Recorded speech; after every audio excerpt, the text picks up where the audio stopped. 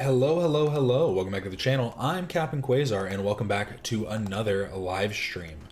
Um, it is another kind of, kick back kind of day. We don't have too much important stuff to look at. We do have some fun stuff to look at, though, as always. Some stuff on Instagram, some stuff on Reddit, and some interesting videos that I've picked out. I just need to make sure that I put all this up properly. Sorry. And then I am a minute late, and the reason for that was I always forget to come up with a fun poll before the stream. I couldn't think of one, so I'm just going to put up the option, the thing you gave. So the poll is, what should Rum eat for lunch? Pizza, burger, tacos, or sardines? I just ate a burger like 10-15 minutes ago.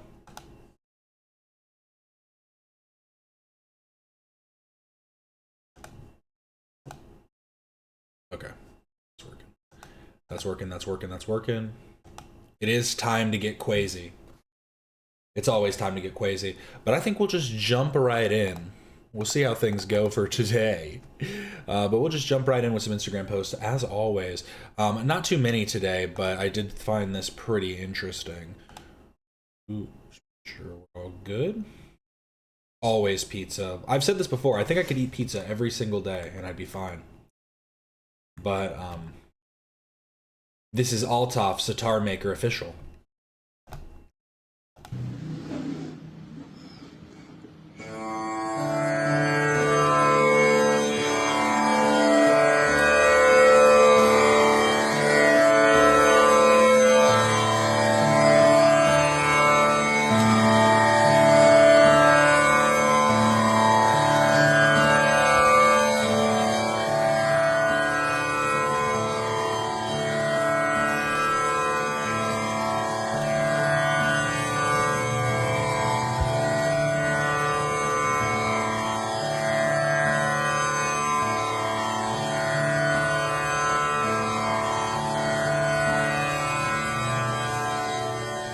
He looks so sad afterwards. He's just been doing this craft for too long. He's lost the love. I know that aligned someone's chakras. Let me know in chat.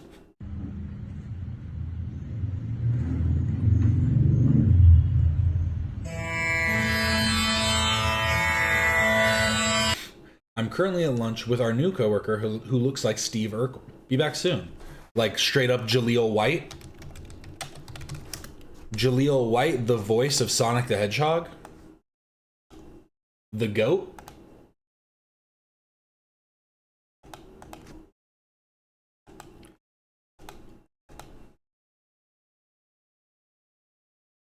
That seems physically difficult to play. I mean, it seems both difficult and easy at the same time. Like the sitar is such an interesting instrument because, like, obviously every instrument's going to be somewhat difficult, but then it also only has 4 chords, and like the way he was playing it sounded pretty decent, and he wasn't even like, I've seen some dudes rip on sitar. You ever seen Sitar Hero?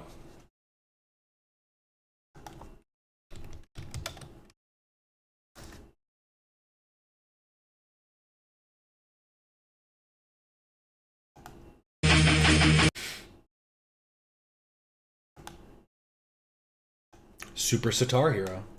Barman. This thing has so many strings! And it smells like a goat! Increase your karma meter to unlock. I imagine a sitar, because I was going to say too, that one looked like it only had 4 strings. I'm pretty sure a sitar can have like a ton of strings on it. So it probably just depends. It's okay, internet tough guy. You stay being tough. Here's a little juggling action. I saw this, and again, insanely impressive.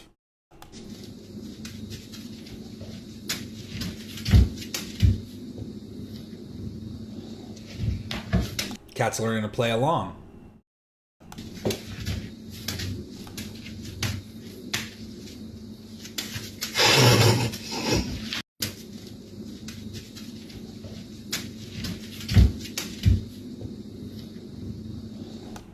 And then the pass back. The cat's a professional. And this is something I found interesting, and I would like he called this the black pseudo intellectual reading list, but honestly, I just think this is the pseudo intellectual reading list. I forgot I commented on this, but I saw this like earlier, I guess yesterday. But it's the black pseudo intellectual reading list. Oh, god damn it! I do this every time. Now I'm gonna have to pause it again and then unmute it again. God damn it. I hate Instagram. I'm gonna name 3 books: 48 Laws of Power, The Art of War, and Rich Dad Poor Dad. If a nigga names off those 3 books in a row, back out of the room slowly, you're about to get into the most annoying, pseudo-intellectual, conspiratorial, dusty conversation that you've ever had the unpleasure of having. Anybody that names those 3 books in succession has the worst opinions on anything. Be a nigga that work at AutoZone talking about applying the 48 Laws of Power, talking about applying Machiavellian plans to niggas at the Publix he works at. Those books. No, legit. I had somebody recommend me for the 48 Laws of Power. I started listening to it, and I commented it here. Someone recommended 48 Laws of Power to me when I was young. I started it and realized why that guy was such a fuck up and a shitty manipulator. And not like he was a manipulator that was shitty. He was bad at manipulating. But he was still try. And I do believe that the 48 Laws of Power is truly for those who don't understand social or professional interactions, but for some reason want to control them. And I'd say that is 100% true, because just a little bit that I read through, it is like the most simplistic, like interpersonal, like understandings of interpersonal relationship, but specifically outlines that you should be using it to get over on people, basically. What books here? I'll let you out here. Not the books individually, just when niggas name those books in a row. No, I think it is the books individually too. Like The Art of War, it's, I don't know. I haven't read the last one, but I also do hear that one spouted off a lot. Oh, can they see it? Oh, look what Alex said. Alex, do I need to put a little black bar behind me? Is that what I need to do? Do I need to hit one of these when I'm when I'm on Instagram? I'm gonna name 3 books: 48 Laws of Power, The Art of War, and Rich Dad Poor Dad. If a nigga... The other part is too, like, yes, the art of war is meant to be like The Art of War, I think, is meant to be kind of like a self-help book in a way, but it's not necessarily applicable in modern day. Like, I've started I literally just started reading it, but I started reading The Way of the Samurai, and that book not only doesn't apply in modern context, like outside of feudal Japan, but it quite literally isn't even like from the time when the samurai was like super prevalent.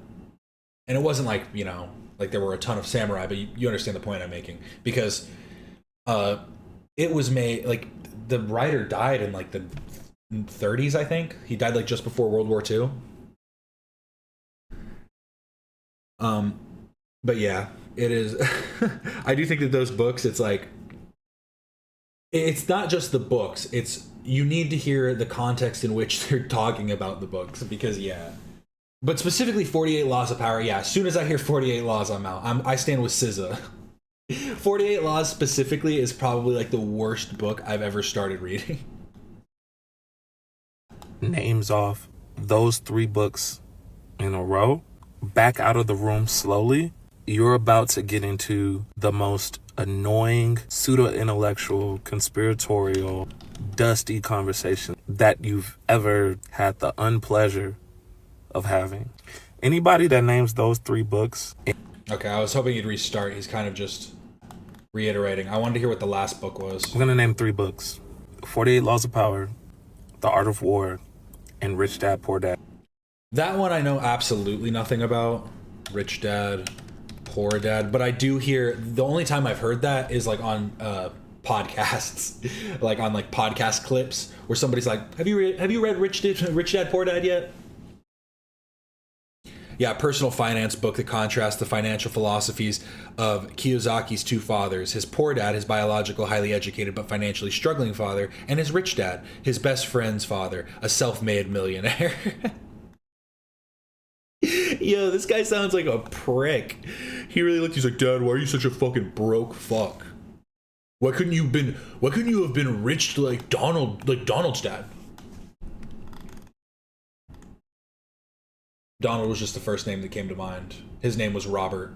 I was gonna say Robert, but then I read Kiyosaki first, and then I was gonna say Robert, and then I was like, oh wait, that's his name. Rich Dad, Poor Dad.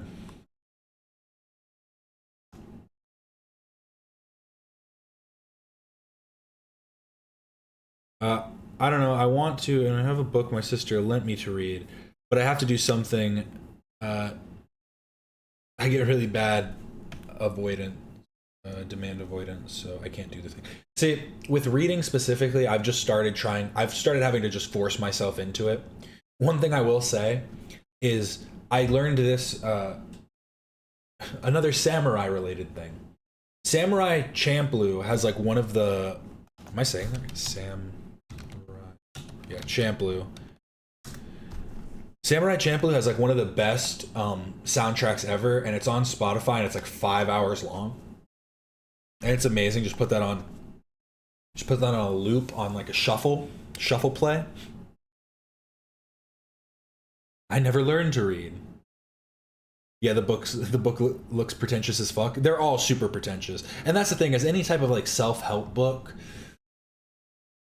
Like, I think you have to remember that if they truly wanted to just help people, they'd hand it out for free.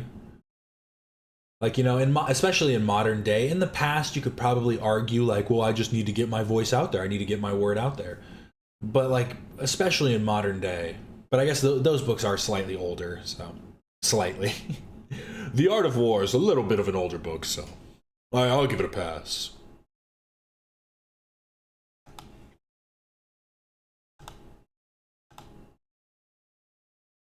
Why are people hating on burgers? I guess it's just too basic. I literally ate one earlier. It's my favorite. Wise words from Shia. Just do it. You're right. Modern problems require mad solutions. So what do we think of this? What is the most disgusting secret you're hiding right now? My wife went out drinking with coworkers and got shit-faced. I had to struggle to get her inside. Blackout drunk, crying, puking. It was a nightmare, and not the first time doing this. After putting her to bed, I shit on the driveway next to her car door and told her she did it while drunk, and told her the neighbor saw her do it.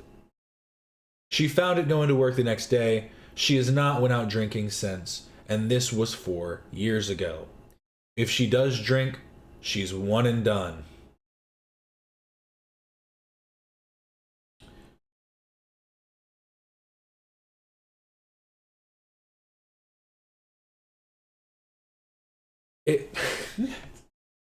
This is clearly like the most insane, like one of the most insane things I've ever heard. I feel like when somebody pukes all over themselves, that usually is like like they'll usually wake up in the morning covered in puke and go, I gotta cut this out. Shitting next to her car. Did you make her clean it up after? That's my real question.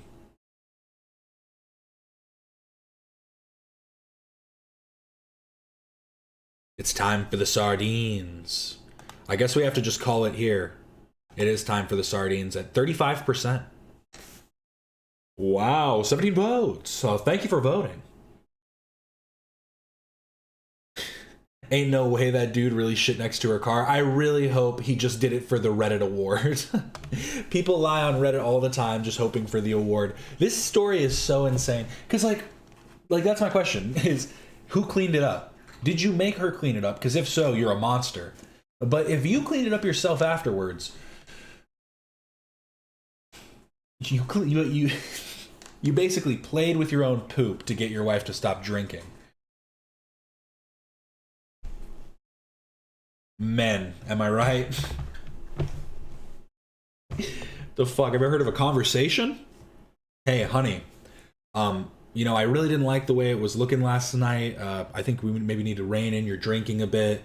You know, I had to clean up all this puke that was all over you, all this stuff. You know, you were freaking out. And I was just trying to help you get to bed. Like, there's a conversation that could be had there that shouldn't start with, hey, there's shit on the ground next to my car. What happened? New poll. What should the poll be? Is he the asshole, or should he have shit on the ground next to her car?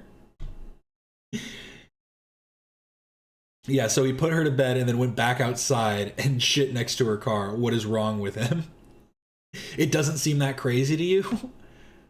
Well, Alex, I think you might need to be arrested. I don't know. You haven't done anything yet, but there might be some planning that's happening.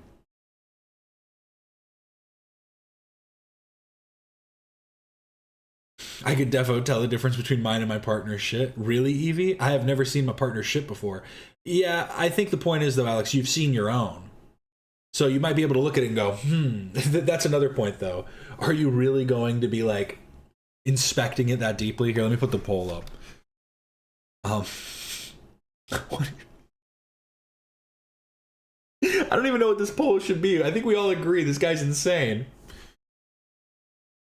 Was pooping next to her car too far? Question mark. That's a terrible way to phrase this question.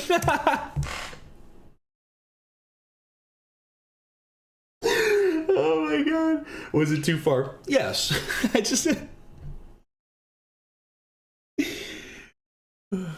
You all look at your shits when you're done. What the fuck? How do I know if I'm healthy or not? Huh? Internet tough guy? You won't be tough for long with that kind of attitude.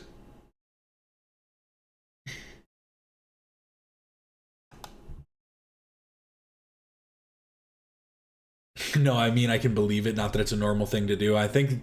Don't backpedal now, Alex.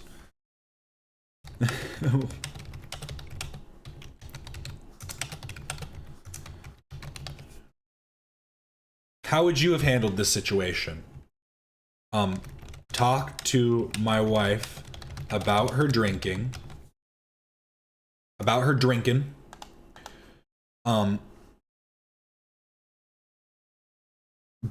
Buried it inside and held a grudge. Pooped next to her car.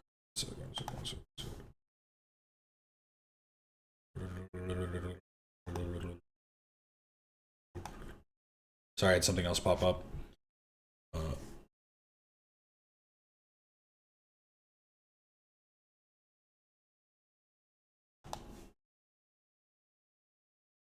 There we go. Only 3 options, sorry.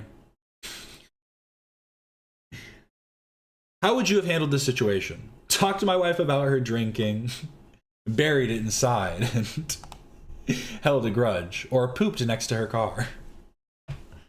We have a couple buried inside. Here's the thing. When you have like a... If your wife isn't a true alcoholic, you might have to just let it go. If this was the first time, I'd probably let it go. Everybody has a crazy night here and there. That's not a big deal. If it was a consistent thing, that would be different. He's not saying that this is a consistent thing happening. So I probably would have the conversation regardless. I wouldn't have held the grudge. But honestly, I might just move on. Maybe a grudge would be held depending on how like annoying she's being, fighting at me trying to help her. And that's the thing, right? Your partners can be annoying. You still love them. It's not the person, it's the actions. And drunk motherfuckers, oh my god, it's so annoying. I haven't had to deal with that, luckily. She doesn't like drinking that much, so we're in the clear. But I've had to drink with a lot. I've had to help a lot of drunk friends. It's never a good time. I bet this guy was just waiting to pull out that move. He's like, well, time for the old driveway shitter. This is Zach. It was actually Zach talking about, this is supposed to be Chantel was out drinking with Teddy Fresh coworker. Does she still work with Teddy Fresh? Wasn't that what she was doing? I don't know. Don't need to go into their lives, but you get what I'm saying. Pooping next to someone's car is such a power move. Not when it's also in your car as well. Like, I guess it's like an animal pissing on something. They're just claiming their territory. This is my car.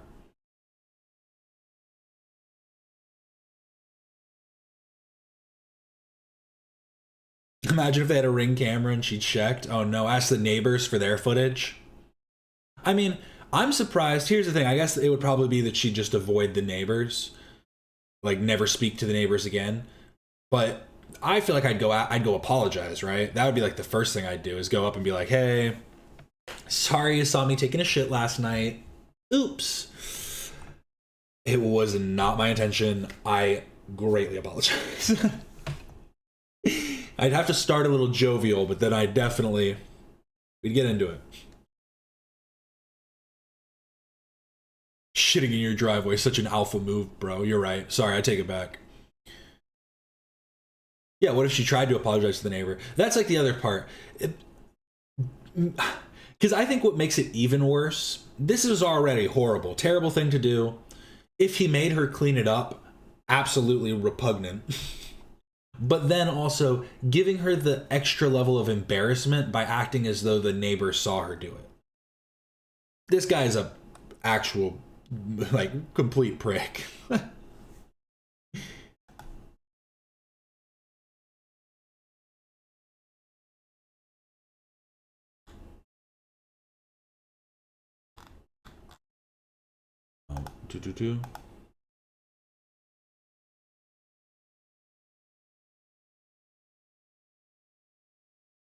They can be so annoying, am I right, ladies? Hey, I said partners. I'm not specifically talking about your wife or your husband. Everybody's annoying. If you don't think you annoy your partner, then you are the annoying one in the relationship.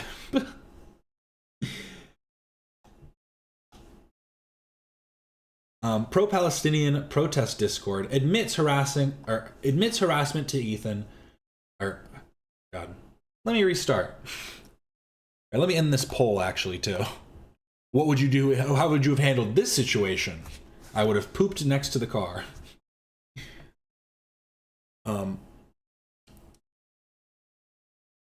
Pro-Palestinian protest. You can read. It's okay. Pro-Palestinian protest Discord admits harassment of Ethan. Semi-verified. I spotted this on Twitter recently in a conversation about how some pro-Palestinian groups are turning on anti-Zionist Jews. This user said they screen capped this from October 2024. I managed to find the now deleted Reddit post which confirms these pics were likely there as they talk about the content inside these pictures. I will attach in the comments. I have not verified the Discord server itself. I'm having trouble finding it. Just got the Reddit post.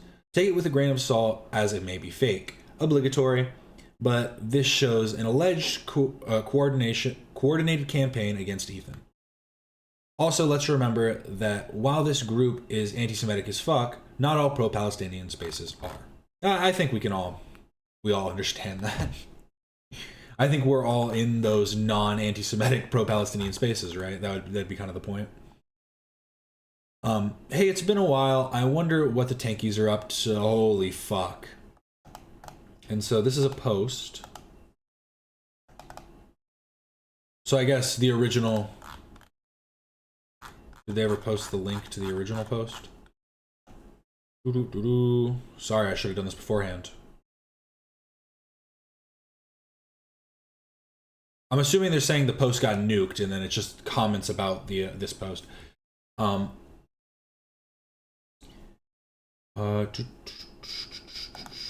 wish these were zoomed in because we're not getting the full message there, but whatever. You know we destroyed Ethan Klein's entire career after he tried to put a hit job on Hassan. I suggest we do the same to all the Jews who are even closely aligned with the left. Destroy their livelihood, destroy their income, tear their families, their friends and families away from them. Do whatever it takes. Make it clear they won't be tolerated unless they disavow their religion. Whoa, whoa, whoa, what the fuck? Marx would have suggested the same thing if he were here today. Religion is the opiate of the masses. Christians worship Jesus, Hindus worship livestock, pagans worship nature, and Jews worship money. No. Okay, you could maybe be anti-religious without being like, you could be like, you know, atheistic to the farthest degree without saying this part. They do not worship money. That is quite literally not what Jews do. But good job just showing your true anti-Semitism. Then they went on to say, honestly, I agree with her. Almost every Jewish advocacy group has crafted a narrative about how we are just like the evil Nazis that killed 6 million Jews. They all believe it. They've abandoned us. Now they're a liability to us. Let them know they aren't welcome here until they completely denounce Israel and support a one-state solution, Palestinian control. Until they do that, they're just as complicit in the genocide as Joe Biden is. Why even bother? They are trying to find every reason they can to try and destroy the left. We need to purge them and destroy their livelihoods. And then they continued, I have come to make an announcement on behalf of the Politburo.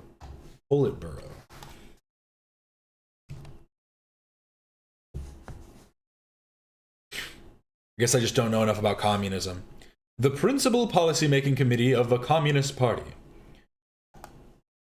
Guess I didn't know enough about communism. Never heard that before. That's probably super basic, but went right over my head. Cool. After much discussion, we have decided to prohibit Jews from using this server due to the fact that our own investigation has revealed approximately 98.1% of people who identified as Jewish are indeed Zionists. Our Ministry of Internal Affairs will handle bans on a case-by-case basis. New members will be required to post screenshots of their server list. And anyone caught participating in Jewish servers will be banned. Thank you so much, Rum Tum Tugger. Sent one Captain Quasar gifted membership. Yay, I got a subscriber. No, yeah, they really are LARPing. I was about to say that too. Is they really are just trying to be like they're acting as though their fucking Discord server is like people putting fire emojis and shit. They really think that their Discord server is like their own communist country that they get to run. And it's just so, I just don't get it. I don't get it. How do these people go on and be like, we're the good guys? We're actually the good guys. Like, what the fuck? It's just so stupid. I'm just like, actually. And also the call for like just a one-state solution with a Palestinian control. Do you just mean Hamas control? What is Palestinian control currently? Like, what is that going to entail when you just open up the borders and let like a, you know, like this is just, it's just a fucking, it's such a like a nothing statement. Every time anyone says a one-state solution, it's like, what are the methods to reaching a one-state solution? Like, what do you think the steps would be? Because you cannot just go, like, it just quite literally doesn't make any sense on any, like, in any way to just say, open up the borders and make it a one-state. But then they will continue and say, we'll kick out all of the Israeli, like, what? None of it makes sense. It doesn't make any fucking sense. The thought counts. What about the lack of thought?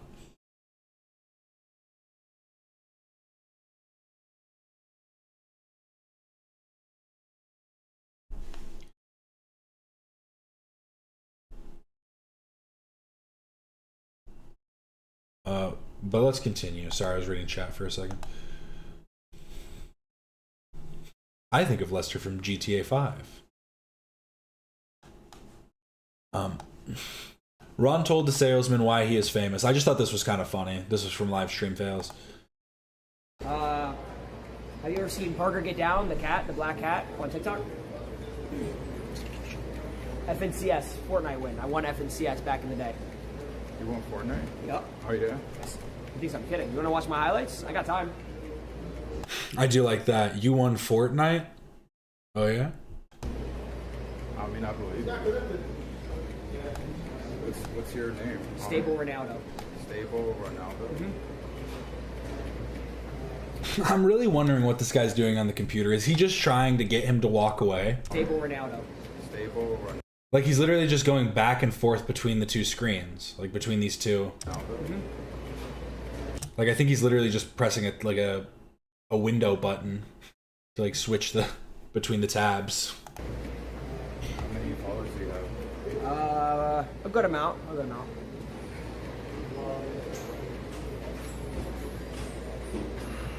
I went famous for shot collaring my dog. You're famous for what? Shot collaring my dog. You actually shot colored your dog? Yeah, I was like, don't move! Shock. I probably shouldn't scream, don't move. I'm just kidding, y'all.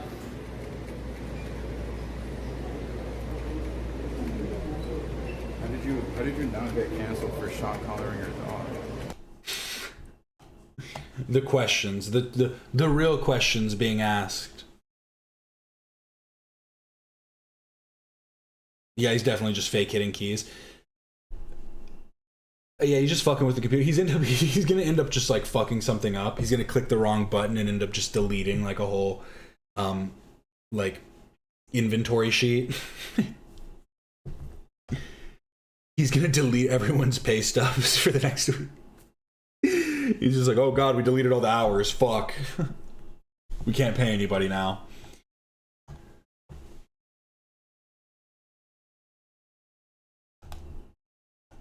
And apparently someone saw this comment on Jeff's new barbershop episode.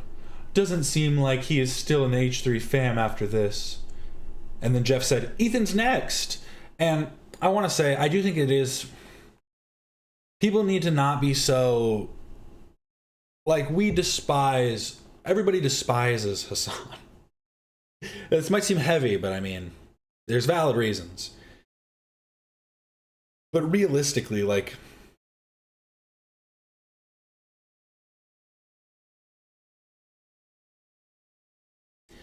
I feel like Hassan is abject in character, but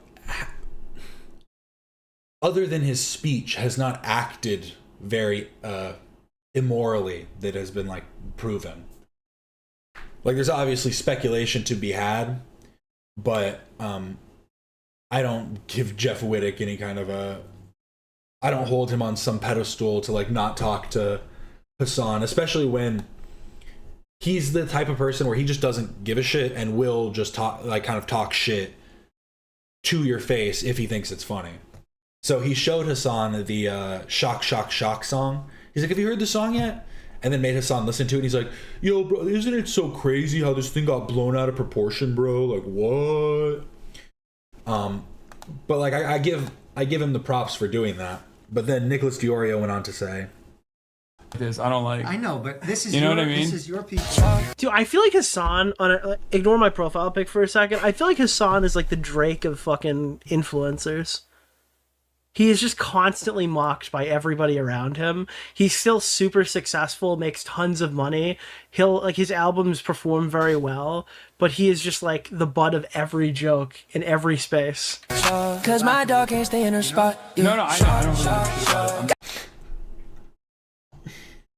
I think that is a perfect explanation of Hassan, like a perfect description. He is the Drake of influencers. I hate the Wiggler so much, bro.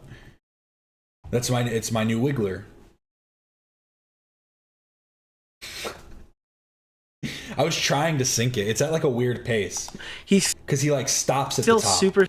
He like goes up and then stops for like a frame and then goes back down. leave the Wiggler out of this. I can't. And he's got it's because his new hot sauce just came out, and so he did like a Billy Mitchell. He's supposed to be like a Nicholas Nicholas Mitchell, if you will. I like that picture of them together.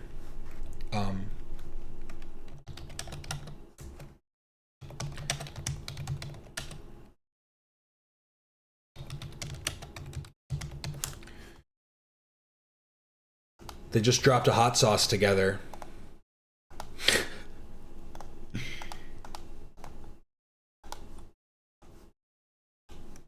I love this photo. His smile in this is so like, I don't think he's doing it on purpose, but it looks like he's biting his lip. I think it just lines up perfectly with his teeth. For a second, I thought Nick was flipping off the camera, but he's not. He's just pointing. He's pointing at the goat right here. I wanted to try the hot sauce, but it's like $50 for a pack, I think. Yeah, it's $29 for one, and then $60 for three. It's $29.99. Yeah, King of Kong don't give a fuck. Never did, never will.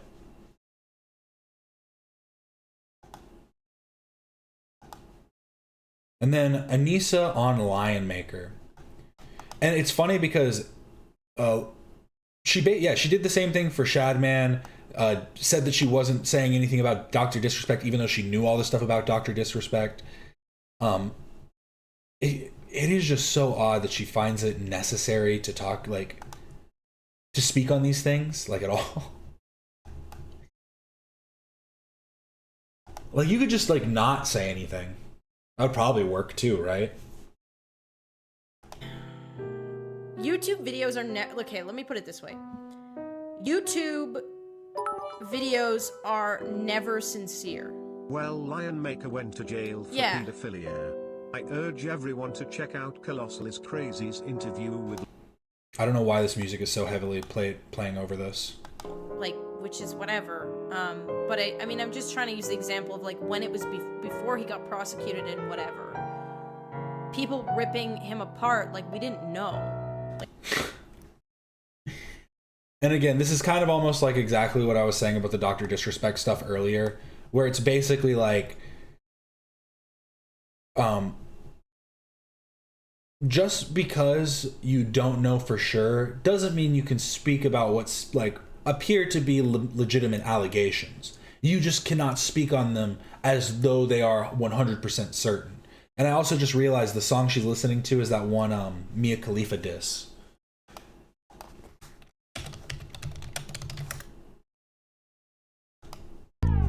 I don't know how I was able to tell what that was so quickly. Is that what this is? That's what it looked like. Who do you think you are? Oh, is it another song by them? Body. That's a lot of lies. This song sucked even back then. I don't know. It's definitely them, but I can't tell if that's the same song or not. You got a boyfriend, I bet he never kissed ya. Yeah, exactly, that song. You know it. You know the one. But that is it from the Reddit. Like I said, there weren't too much for the Instagram and Reddit today, but we do have a video about Jack Doherty. Jack Doherty can't stop humiliating himself. So let's hear this. This is from Atozy. This IRL streamer just can't stop humiliating himself, and I'm starting to get baffled at how little self-awareness it's possible to have as a human being. Because Jack Doherty just picked a fight for content with a former UFC heavyweight champion. then talked a whole lot of smack online, then completely disappeared when it was time to actually follow through on his talking, which is extremely on brand for the guy. But this is also on top of him currently facing the legal charges in Miami from about a month ago. So mid-December, Jack Doherty went viral after footage surfaced of a chaotic backstage interaction at the Jake Paul versus Anthony Joshua boxing event in Miami. At this point, Jack just needs to stay out of Miami. But the clip showed former UFC heavyweight champion Andrei Arlovsky swinging and kicking toward. It was pretty funny. I don't know why he didn't show this here. I don't think it would have gotten him an age restriction. But in the clip, maybe it would have because it's in the first minute. But in the clip, Arlovsky kicks one of the guys like while he's down on the ground, like kicks him in the back. And it looks like a real weak kick. But I was like, from an MMA fighter, getting kicked in the back like that must feel like a log being thrown at you. Because legit, like, you just see the guy kind of go, oh, and then try and get back up. And then they still are acting tough. Don't act tough unless you're going to start swinging again. Just walk away. It's fine. Towards Jack's group as people yelled and recorded everything from their phones. Oh yeah, Jack also left his girlfriend, or like I don't know if it's a girlfriend or just girl he's talking to, whatever. But he left this girl and was like, "No, guys." He didn't even get involved in the fight at all. He was like holding on to his bodyguard's arm, like, "What's happening? What's going to happen next?" Like he's a little like the little kid that he is. And then literally he's like, the bodyguard stepped back. The bodyguard must have known who Arlovsky was and was like, I ain't fighting a fucking UFC fighter. You can beat the shit out of these two dorks. And then that's basically what happened. But he left his girlfriend while he was like, come on guys, let's go. And he had to run back. That's what that was here at the end.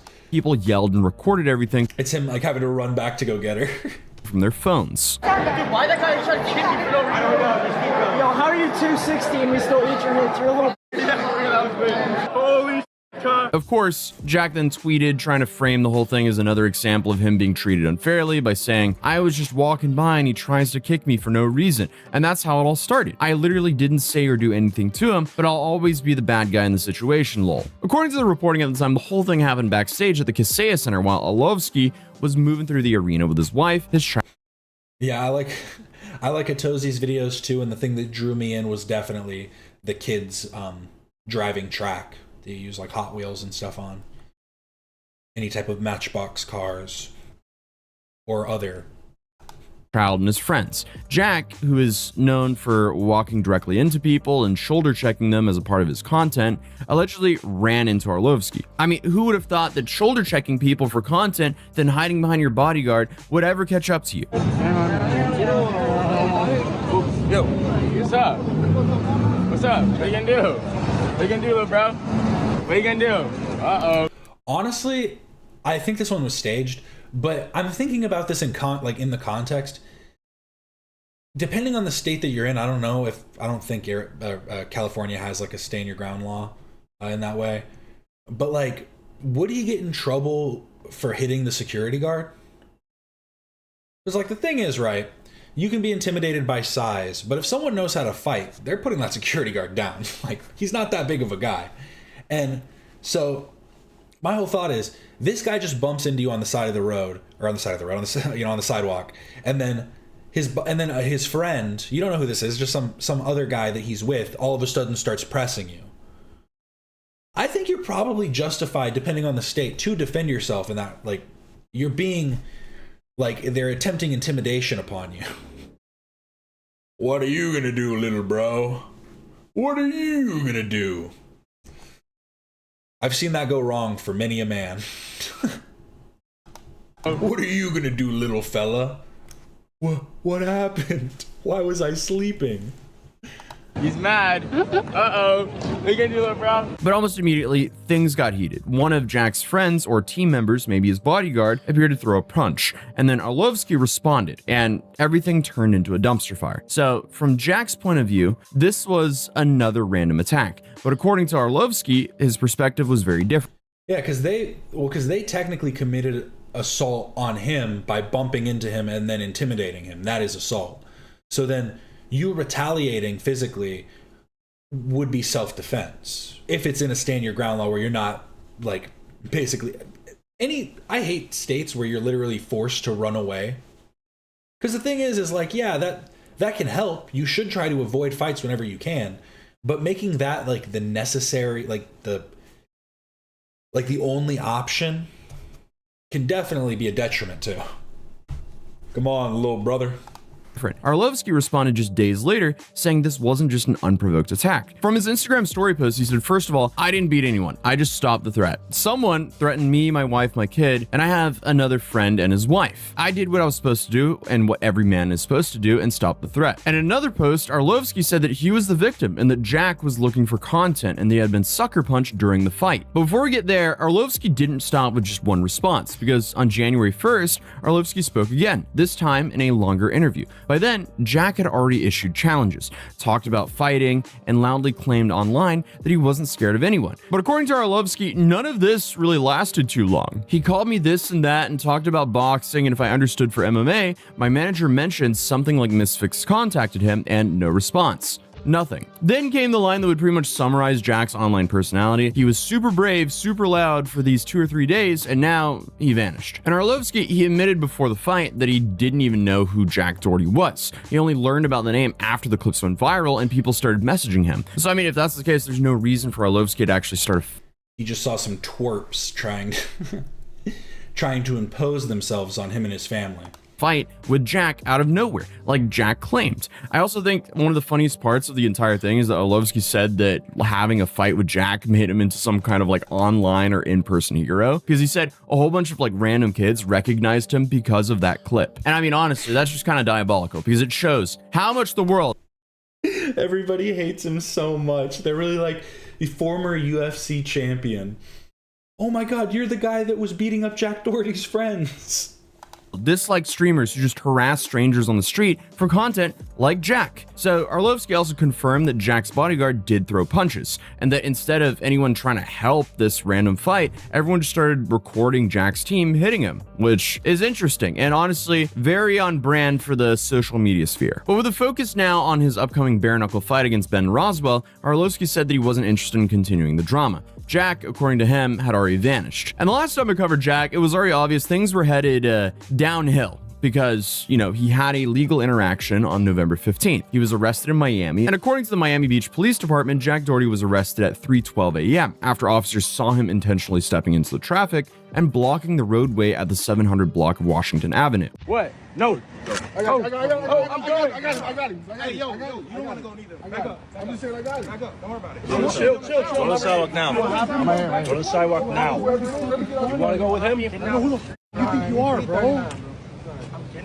No, you're f***ing not. He was trying after I do it. Who the f are you, bro? And according to the affidavit, officers issued multiple commands to get out of the road. Jack refused, even after members of his own group told him to comply. The affidavit states that he replied no, which is just genius. But he was about to prove to the world how much of a genius he really was, because police warned him that he was going to get arrested, and Jack's response to that was, "Once I'm done with this, bet." Which, that's just not something you say to the police, unless you want to spend the night in jail. Especially because he had illegal stuff on him while he was actively refusing to comply with police. It really doesn't get too much dumber than that. No, actually, hey bro, if I'm walking around with the Pinjamin, that's when you go quiet. That's when you hit the officer with, "Hello, sir. Hello, officer."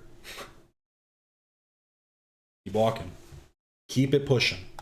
actually, I take that back. It gets a whole lot dumber than that. We know very well on this channel, it gets a whole lot dumber than that. But that was still really dumb. But they apprehended Jack in the middle of the roadway due to what the affidavit describes as his deliberate refusal to follow lawful orders and continued obstruction of traffic. Jack was then transported to the Miami Beach Police Holding Facility for booking, and the after-hours state attorney was contacted for charging. He was charged with possession of a controlled substance, possession, and resisting an officer without violence. After his release, Jack said that was the worst 24 hours ever. I had stimulants on him. Ooh. Here, let me look it up. There was no traffic. It was just 3 a.m. I think they just wanted to lock me up, but fair enough, learned my lesson. Did he really though? I don't know. But of course, even though he said it was the worst 24 hours of his life, Jack wasted no time to turn all that into content. He posted a video showing himself released from jail, posing with people. Yeah, it just says possessing amphetamine and marijuana With his face on t-shirts. As of right now, an arraignment hearing where Jack will officially enter a plea is scheduled for a little over a week from now. Legally speaking, this probably won't destroy him. Realistically, I don't think he's gonna get any serious charges from this. But in the Arlovsky situation, Jack I've honestly, I've been around a lot of drugs. I've never heard someone actually just taking amphetamine.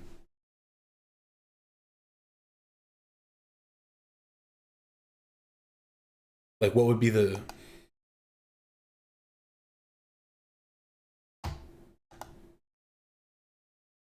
Like, that's it. I just feel like that stimulant is somewhat inaccessible. Like, frat boy mix. No, yeah, it's just weird. Stimulants and weed. Yeah, that also doesn't make any sense. But having amphetamine, it's like, what? Because that's for like ADHD and narcolepsy and stuff. Like, it's like a... I'm assuming he got like a script probably from somebody. Probably bought a script off someone. If he was arrested for it. If he was charged for it.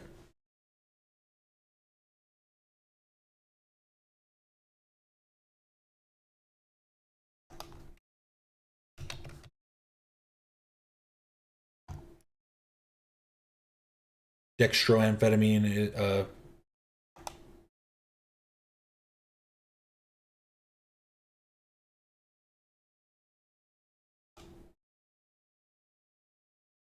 I don't need to get into the chemical makeup of different narcotics. Jack said, I literally didn't say or do anything. In the Miami Beach situation, you know, Jack just said there was no traffic and the police just wanted to lock him up. In both cases, multiple accounts say the same thing. Jack was pushed. Sorry, I guess it's not a narcotic because it's not classified as one. But sorry, we don't need to break down all the drug talk. I know nothing about drugs. Why are you listening to me anyways? Pushing the situation for content, refusing to stop, and acting shocked when the world doesn't want to play along. People take Adderall all the time and weed helps with the come down. Yeah. I mean, I guess that makes sense, yeah. But he did present a little bit of hope for everyone out there on New Year's because he announced that he was not going to return to social media in 2026. All right, guys, I'm quitting social media. This is my last video ever, and if you don't believe me, you can check back in here in 24 hours plus. I am not posting another video ever again. I'm not going into 2026. I'm quitting social media, and this is my last video. I appreciate you guys. I love you guys, but I'm done. I don't think anyone believed that, though, because naturally, he returned. His girlfriend also posted something related to either this arrest or a previous situation as well.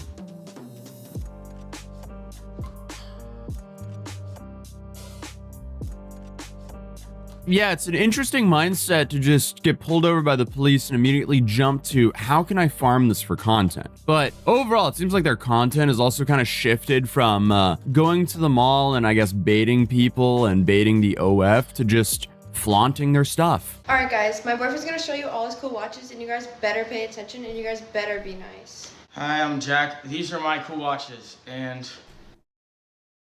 Was he trying to do air quotes, but he's like, no, they are cool. And you guys better be nice. Hi, I'm Jack. These are my cool watches. Were those supposed to be air quotes? What was that? These are my cool watches. And so the first one is probably one of my favorite ones. This Richard Mille RM30, you know, one of 30 in the world. To me, I mean, it almost kind of seems like they're giving up because what is this? Also, they're now forcing their new bodyguard to film TikToks with them.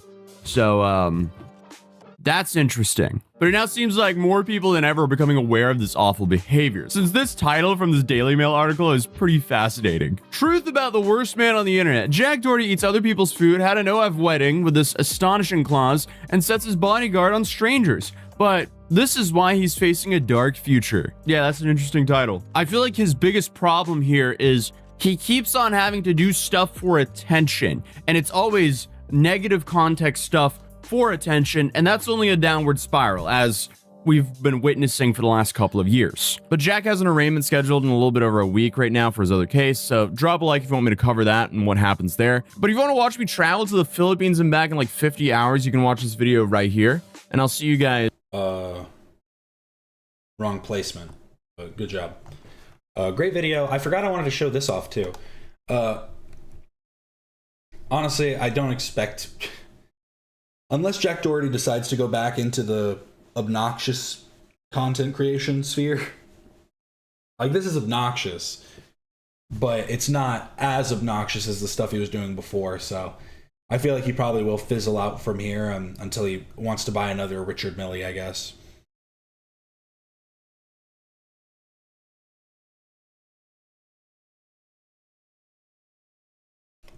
But I did want to show this. Shout out Alex the Fiction. Wet and Reckless with Martin the Water Sommelier. So go check it out if you haven't already. Great watch. I didn't finish the water test section, the water taste test section. But I wanted to go back and check out the section where it was that one, and there were two parts I wanted to look at. I guess I'll just go to this part first. Well, I think like we Germans are very particular about our friends. Oh, sorry. I have I have a very small amount of friends. I know a lot of people, but I have a very small amount of friends who I actually can call when there's a problem. And for me, because the H3 community was so good to me over the last years, they're great people, especially the fans. They're always reaching out, all the foot soldiers. I want to thank you from the bottom of my heart, how amazing you guys all are. And for me, that's the reason I will fight for them. I'm one of them, and I will fight. I might need to run it back. I don't know if I'm at the right spot, but shout out Martin. Good guy. And I will do all my best to fight all this harassment. And when, imagine, Hiller or Ethan or somebody else from the show would something very offensive, even for me, I would talk to them. Right. I would say like, hey, that was not cool what you just said. I would say something, but be honest. But to dishonor them or like going away because there's some heat on the internet, sorry, no. I'm not doing that. Thank you so much, Martin. We really appreciate you standing up for, Ethan. Maybe I do need to run it back. Because I remember it wasn't at the beginning of this section. Yeah. Good fan of a podcast. Sorry, I guess I just have to do this. Go transcript. Oh. Nice. Nice. Amazing.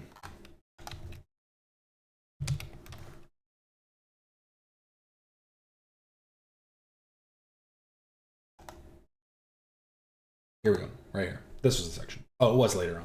That German guy, no wonder he's friends with Hiller and Ethan, because look, he served in the German army, and we all know that Germany was Nazis.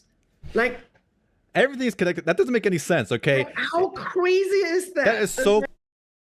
It's so crazy for so many reasons, and shows that all of these people that say this type of stuff are literally running off of not, I don't even know if it's fumes. I don't know what they're running off of at this point. Like, the denazification of Germany was a very meticulous in the ways that they handled it. Like, it is just so stupid to try and act like that is in any way like something that you can just infer. It just doesn't make any sense at all. Crazy. I was born in 76. Mm-hmm. So that was way after the Second World War. I never been in the Second World War. My parents actually survived the Second World War. They're both over 80. They told me all the horror stories of that terrible thing. And I had once a person actually ask me on my socials, so Martin, how do you feel that Germany lost twice the war? And I was like, I'm actually thankful for that, because I don't want to live under a Nazi regime. Like, I'm super happy that Germany... Yeah, so denazification of Germany officially lasted from 1945 until its formal abandonment by the Allies in 1951. Yeah, it's like...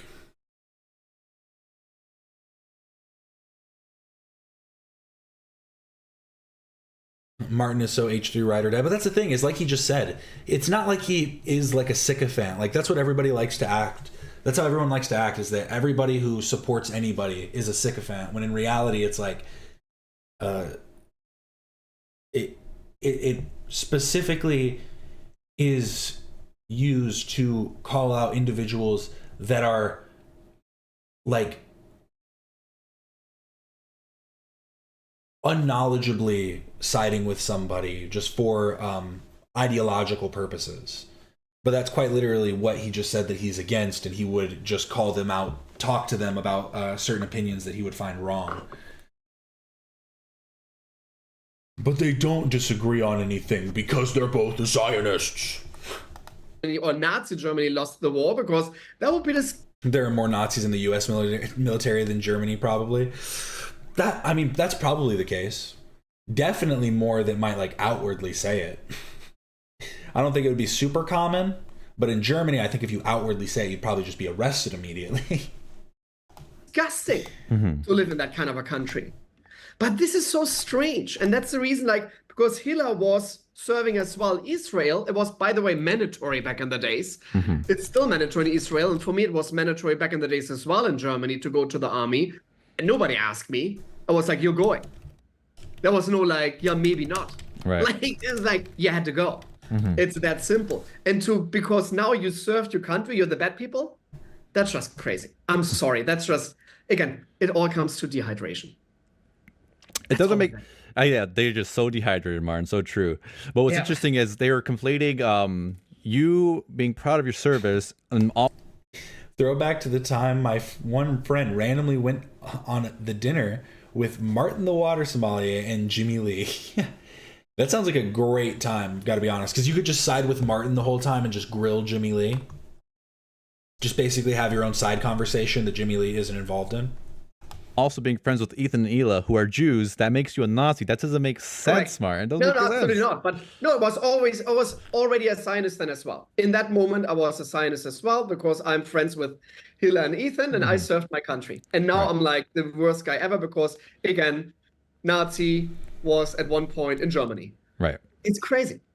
And the Germans today are like very sensitive and have been, very much... I'm sure the education system in Germany very much denounces and teaches you lots of what the Nazis did and how terrible it all was. We have over a year in history class all about Second World War. What happened now? How it happened?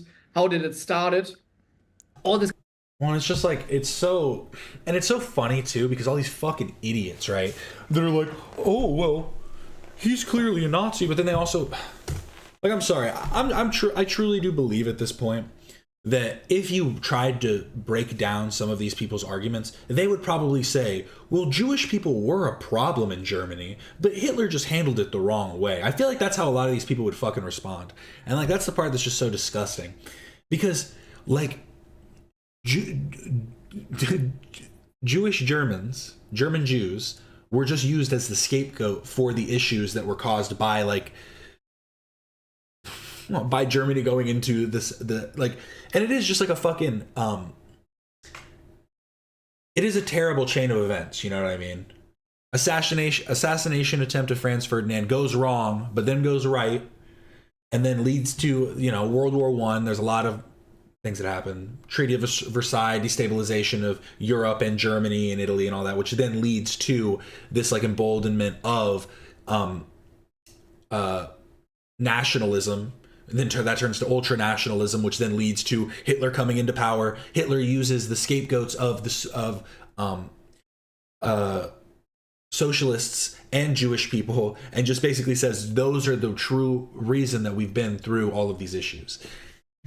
And then they're doing like the same thing now. And the funny part though is that it is like a lot of people that are that end up being like on the socialist side that then use Jews as the new scapegoat. Yeah, calling people Nazi was an insult I would throw around when I was a teenager. But also, like, would you have ever said that as an insult to an actual German? Because that just feels icky because of like the way, like, yeah, some people who are German actually do have ancestry that are Nazis, and they more than likely denounce it and are willing to do so. And so, like, just like, again, it's this idea that like there is like a purity testing that you can never pass in a sense. It's gross.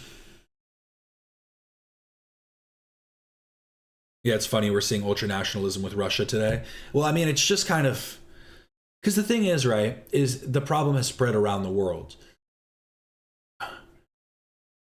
Like, nationalism, in a sense, isn't the problem, but it often becomes ethnocentric, and then that is the, like, because it's having a nationalistic pride isn't inherently bad, but it is more often than not just used for a like to the detriment of others in the pursuit of authoritarianism.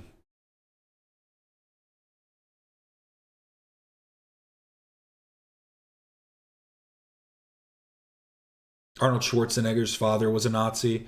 He talked about it before and has a weird relationship with it. I mean, yeah, you got to. He's an Austrian. Who was your father, Arnold? This kind of things. And the Nazi regime was so smart. It was disgusting how smart they were, because they really infiltrated you from a very young age, like literally kindergarten. It started already to infiltrate all the ideas of Nazism into the very, very young children when they're like 2 or 3 years old. Yeah, and it was embedding these conspiracy theories into them, and that required a whole, again, the denazification. That whole, like, time span in which they had to sit down and go, hey, these are the things that are true, these are the things that aren't true. And here's the thing, you could probably even draw issue with certain ways that they handled denazification, with like the way that they kind of like created a class system like defined by your relationship to the Nazi party, and it wasn't necessarily as bad as other class systems that have been seen around the world, but it's still like you could maybe draw like an issue with that, but that's never the complaints that are being made.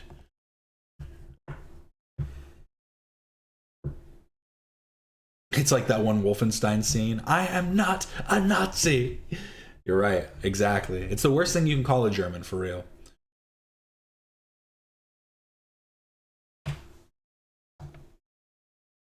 How disgusting that even is, to polygonize a child. Like, what's wrong with people?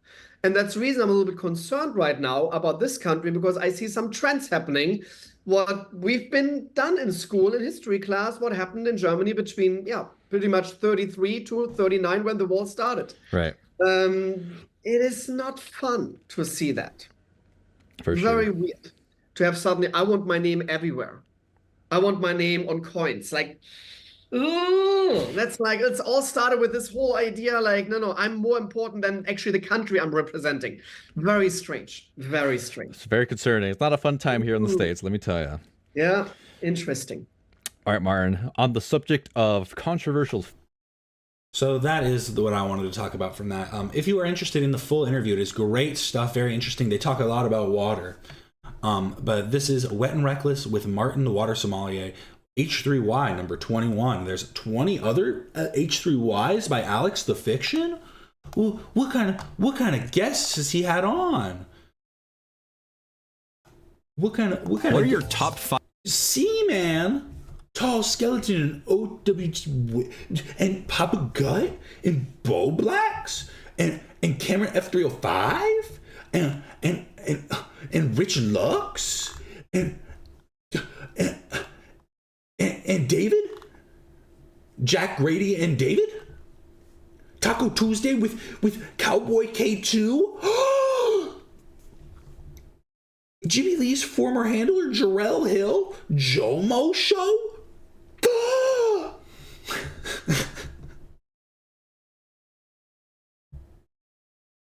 How many times has Alex cried in the 20 episodes? That's a good question. In all 21 episodes, how many times has Alex cried? Someone needs to do the math.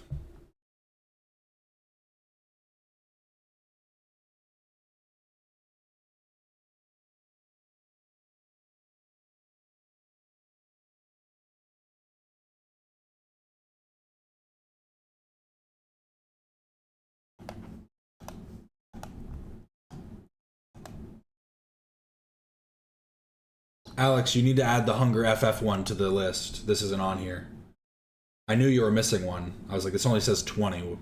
You're missing a Hunger FF episode.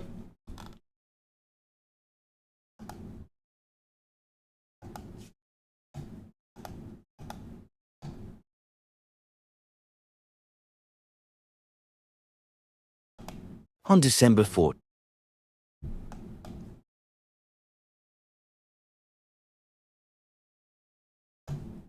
But now we're moving into the body cam footage. I have a few different body cam videos here. We might not get through all of them. We'll see how many we get through.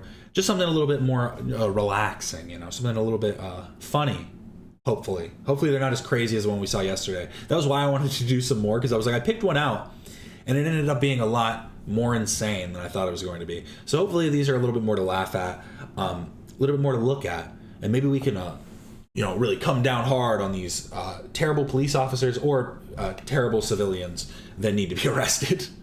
So this is woman has serious meltdown outside of the airport bar before flight. On December 14th, 2024, the Dallas-Fort Worth Airport Police Department was called to the scene at the airport for a call for service regarding a woman potentially under the influence. The following shows the body-worn camera footage of what happened during the incident. She came in 2 hours. Midwest Safety is one of my favorite. I mean, we could move the Midwest Safety one down. This one just seemed like a good, you know, maybe I will save that one for last. How to get a felony for 379. That title is just hilarious. So maybe I will save that one for the last body cam video. Then I had this, but I didn't know if I was going to watch this today. Jack Black is right about the Bible. To go to the podium. She was at the wrong gate. She missed the flight, and then she got rebooked. Then she came in an hour ago, and I saw her keep talking to one of my agents. I asked if she seems to smell alcohol, and then I went to talk to her. She's drunk. I told her to stop drinking because her flight leaves at 7. Drink water, and she went back to the bar. And now she came back, and then she started yelling and coming towards me and saying that she needs an earlier flight and she needs to go now. And she started screaming, and then I just stopped talking to her. When she went back to the bar, did she have another drink or? Yeah, her all stuff are still at the bar. All her stuff over there. Where? They're now in the corner. Oh, I see. Yeah. Okay. All right. What do you have her? Seems a little cut and dry here. Had a little too much to drink. Honestly, having bars at the airport, they need to figure out some kind of system to prevent people from getting this drunk, because it just seems like another way to just try and siphon money out of people, get them fucked up, have them spend money that way by overcharging on drinks, and then, not overcharging in the sense of illegally overcharging, but just charging way too much, and then go, now you're too drunk, so now you can't get on your flight, and you're gonna have to get a new one. They give you a refund sometimes, it depends. But like, I don't know, they gotta figure this out. 2 drink maximum. 2 drink minimum? Flight information?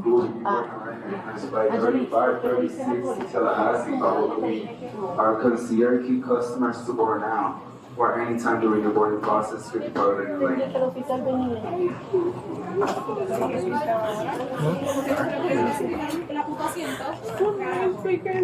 Is this the one? Is this the one that Okay. That's the one she's on.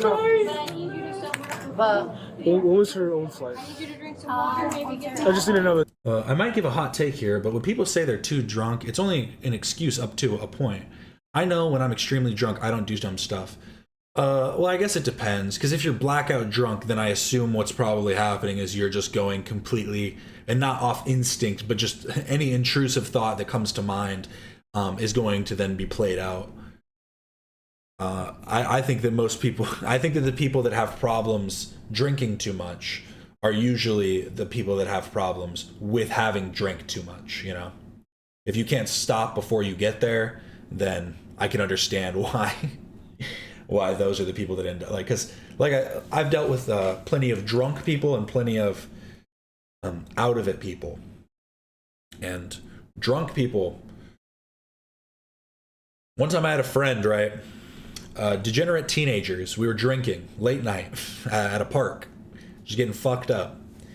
He walked away for a bit, me and another friend talking, we're just chilling. We go, he's been gone for a while, where is he? He didn't have the bottle or anything, so we're like, okay, let's figure this out. What's going on? So we start walking, looking for him. We're walking around, just seeing where he might have gone. And eventually I find him, and he's like in front of this like building, and like the building's closed obviously because it's late night. but he's just passed out on the floor, missing his shirt. And I'm like, dude, where's your shirt? And he's covered in vomit. And I was like, bro. And literally I had to sit with him for like an hour in front of this building. And I was like, cops could pull up at any moment and then we're just screwed. But I had to wait with him for like an hour until he sobered up enough to where I could like stumble him back home. And like, I don't think that was, I would never think that was the intention, to throw up all over yourself and pass out. And obviously that is different than acting up, but like where we found him and everything, like it's like, you know, there's definitely, like you're saying, to a point, yes, to a point, but what that point is, I would say, is probably varies between person to person. I've had reasonable moments while very, very drunk, but I don't know, I've never gotten so drunk I can't remember the whole night. I'm reading a transcript right now, and the school district abbreviated cumulative GPA as cum. Thought y'all should know. Okay, well, glad we have cum in schools.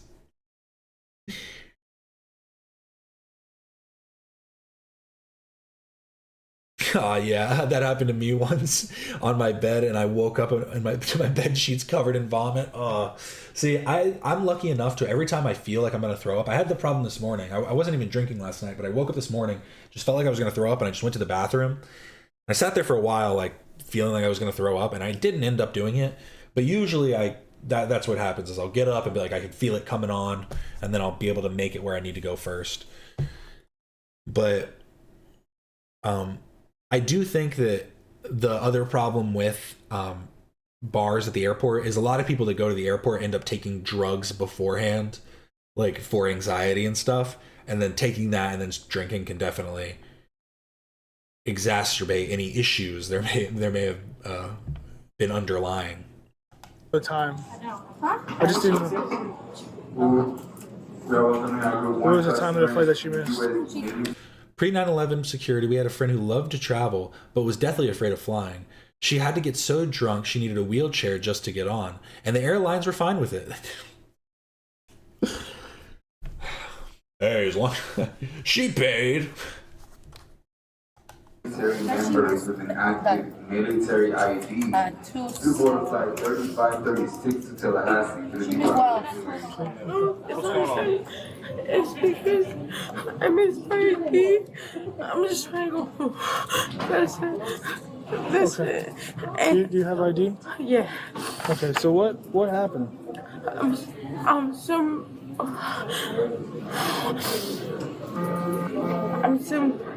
from South Carolina. Okay.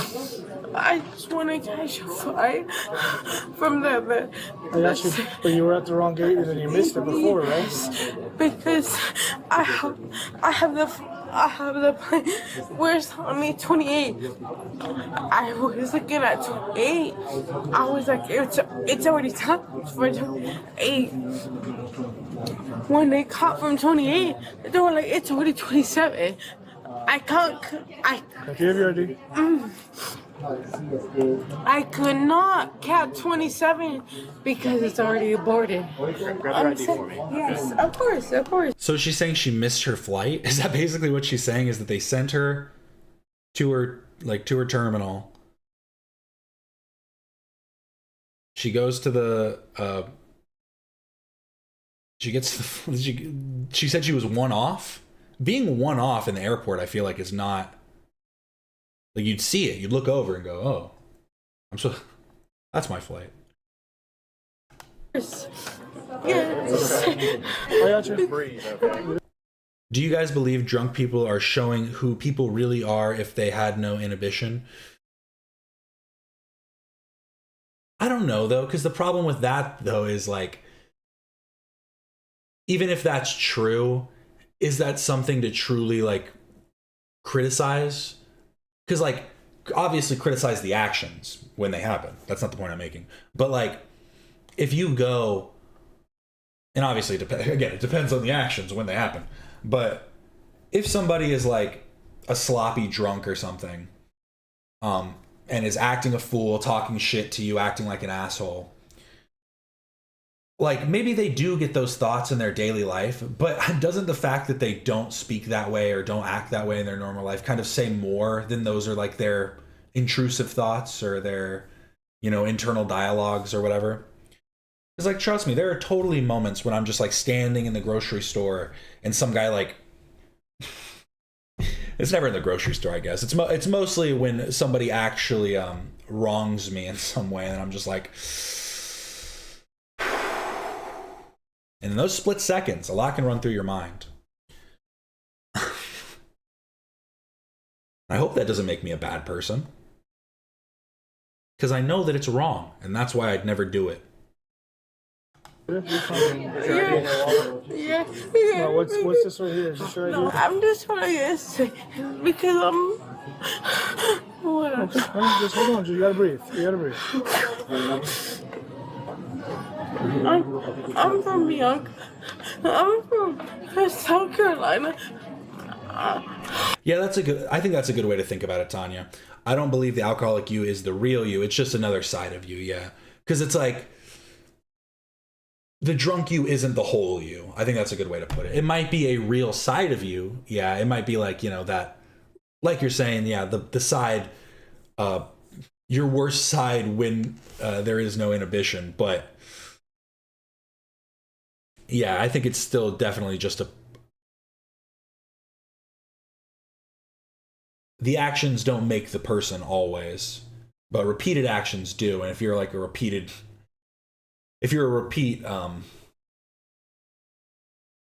like alcoholic abuser in some way, then that probably says something about your character. So I do think that most of the times, like, substance abuse is like a case by case basis, because there's so much that goes into it when it comes to like your living conditions, your mental health, your you know, the outside stressors that you might be like facing. Like, there's definitely a lot that goes into it, and like having an addictive personality, and then like it all compounds.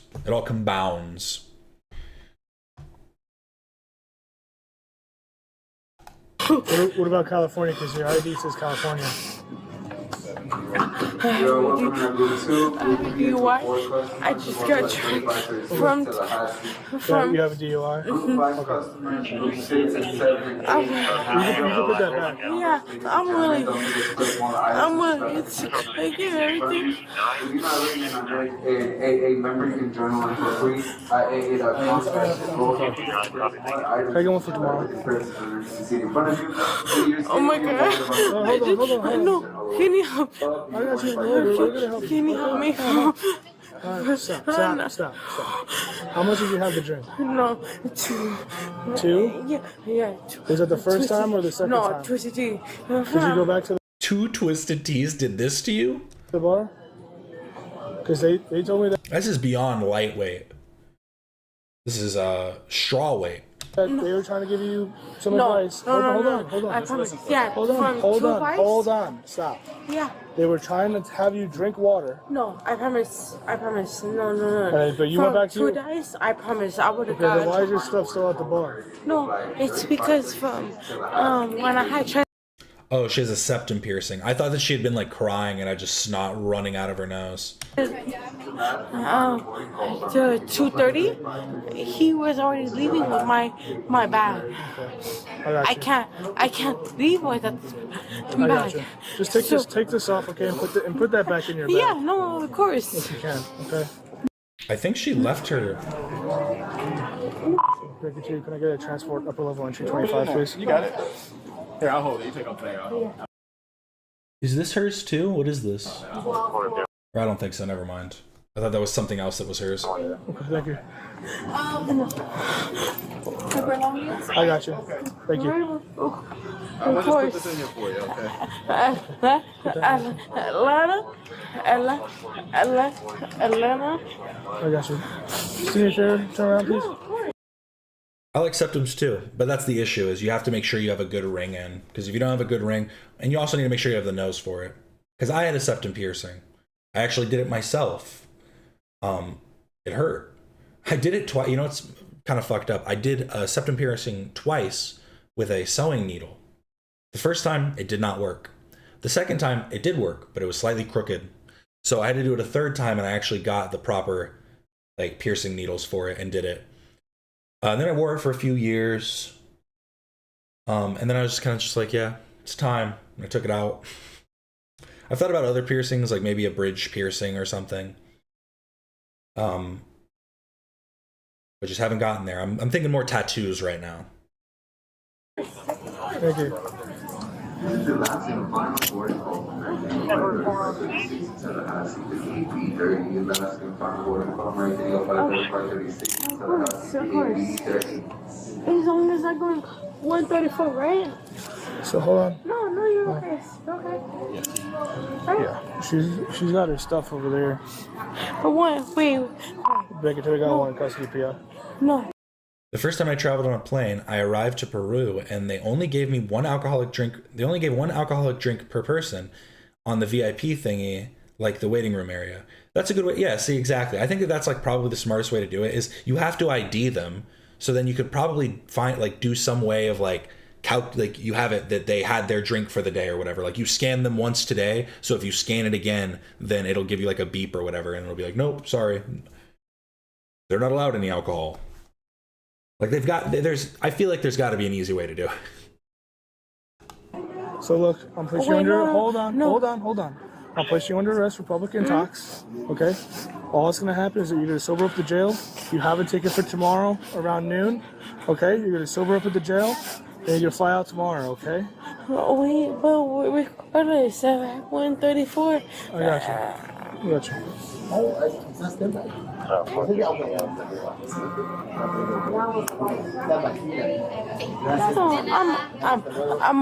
you. I promise. I'm with you. Okay. I'm not. So you're gonna sober up at the jail, okay? I promise. No. No. Oh, Let's go. sorry. Don't put your head on me. Chill out. This isn't time for hugs. You're fine. Oh yeah. What'd you Yeah. take? Yes. What did you take? Ibuprofen. You just took ibuprofen, that's it? Yeah, ibuprofen 100. Okay. Edward 4 shows clear, elevators functioning. Proceed. This is the last and final boarding call from 3536 Yeah, no, I'm okay. Because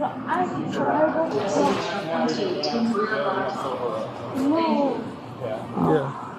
No. It's equal to a speeding ticket. The reason why you're coming with us is because I need you to sober up.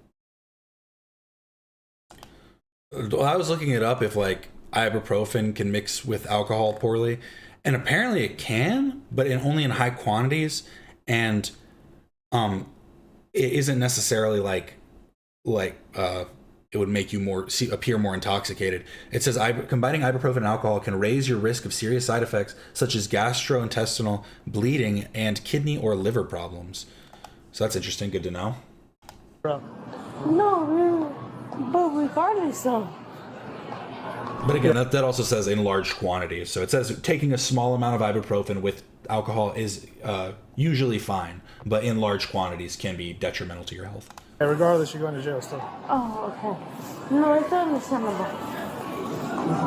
You'll be alright. No, it's understandable.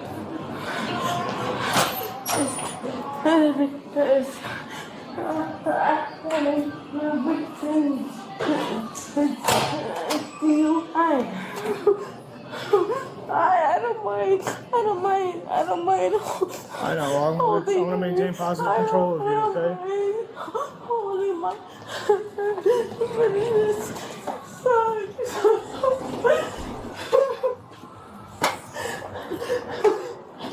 Leave me, please. I got you. We're gonna step in front of the police car, okay? Please. Watch your step, okay? There's a curb here. Hey, watch your step. Step down. Step down. Watch your step. Watch your step. From South Carolina? No, you're not in South Carolina. No, please. No, please. Ma'am? No. Okay. Over here. Go ahead and spread your feet for me, okay? Yeah. Damn, I wonder if she thought she was back in South Carolina and she was just like, okay, I'll go to the jail in South Carolina. I'm back home, finally. Do a quick search of your person, all right? No. Close the car. Go ahead. Close the car. I can't. Where do I see? Right here. Just look at the windshield. Wait, please tell me. Hold on, stop. Look at the windshield. Okay. Please tell me to. Listen to me real quick, okay? I'm over here. I'm Bianca? not. Hey, just listen, okay? Just listen. I'm gonna search you with the back of my hand, okay? Please, I'm willing to be. Okay, just go. She's clearly too drunk to understand. No, I'm with. Turn it, step down. Step in there. Hey, come on, step in. Ma'am, step in. It's understandable. Yeah. So get your left foot in there, yep. Step all the way in. 2-3, disturbance, terminal DJV 14, the area, 2 Hispanic males, one with a brown jacket, one with a brown sweatshirt. They were physically fighting. RP says they are no longer fighting. They're just arguing about passport. 100%. I won't talk to nobody until I get there, right? That's from. Somebody got the deal. Oh, that's to Atlanta. 42. It'll be around 10. You can stay visible. Baker 2, Fadden 1069. 1069? Yeah. Let me just get a picture of that. We have footage of them actually fighting. Where are we going now? Got it.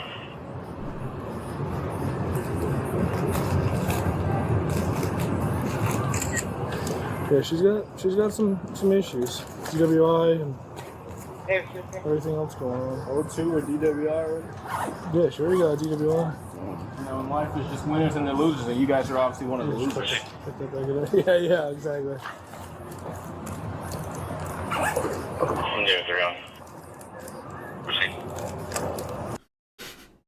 Guys, black poop does not always mean blood. Trust me, I wasted an ER trip on it once.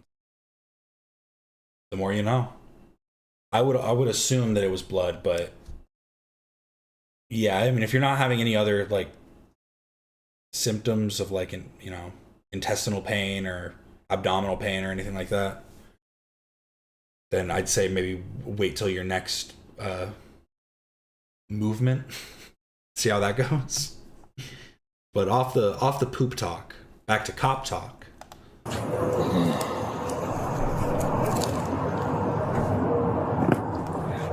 You okay? No. Well, what's wrong? No. What's wrong? Please. You need to just breathe, okay? No, There you go, breathe, just like that. Okay? What?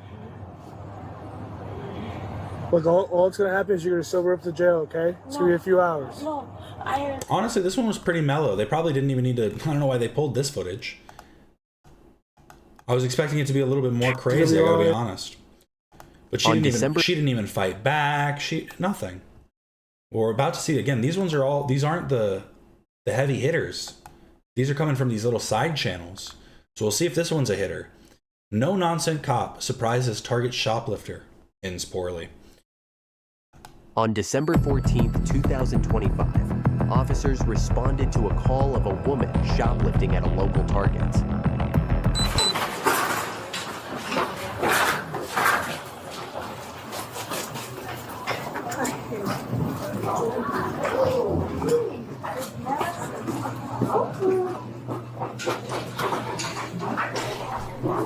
Do they just have this FOIA number on screen the whole time? That's pretty fun. Hey, real quick, we won't forget what city this is in. In your pocket, Turner. Go ahead and just empty it out. Obviously, you do. Perfect. Hell's loose.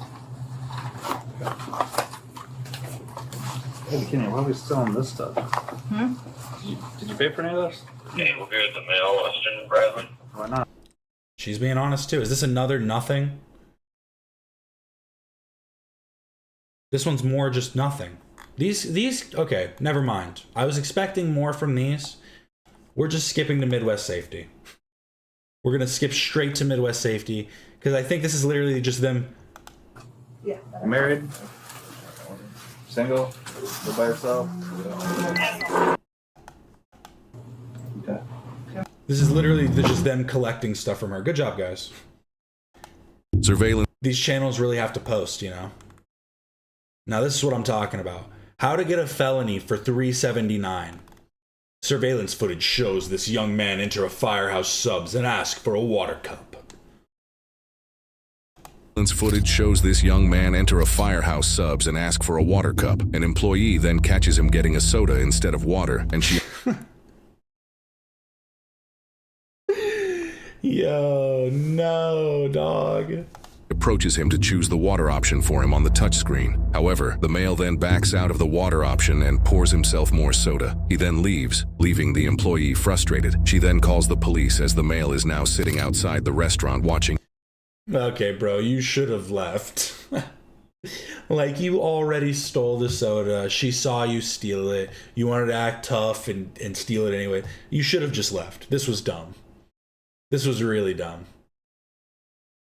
YouTube while sipping on his stolen soda. Brandon, staff called because they want you trespassed from here. No, okay, never mind. For a second, I thought he might be wearing work gear, but I don't think so. Staff called because you've been going in there taking water and stealing soda and not really serving any purpose being here, so they want you trespassed. Do you understand what that means? It means you're... Dude, you're getting off easy here. Legit just go, okay. Okay, sure. I won't come back. Oh no, I can't come to Firehouse Subs anymore. no longer welcome here, and if you come back, you're going to get a ticket. You're going back in Firehouse Subs? Correct. That's figures. I can't hear you. That's figures. That's what?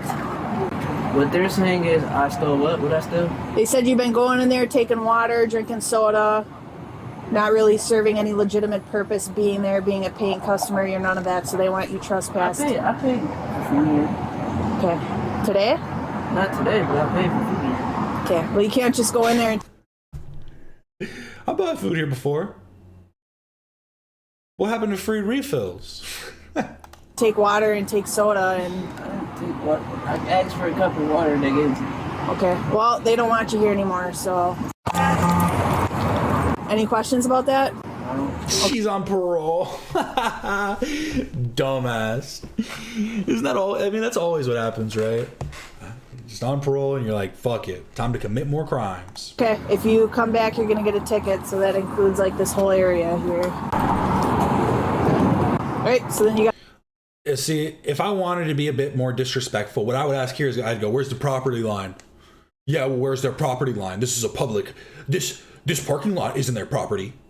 This parking lot is for the whole lot, for the business, for the whole it's not just their unit, it's for this whole building. You gotta get up and walk away.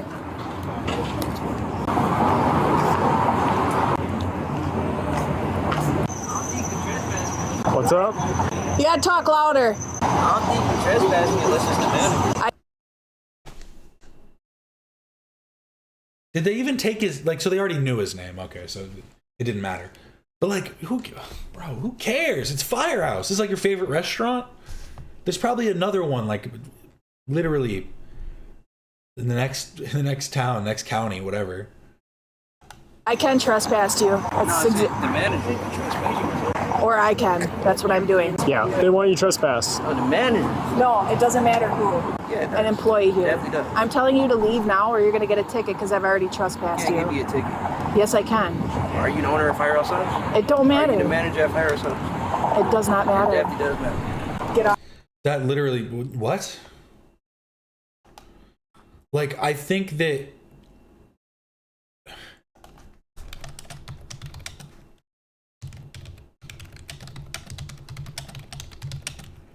Because I think all they would need to do is get manager approval, right? Like, they don't need, like, it written from the manager immediately.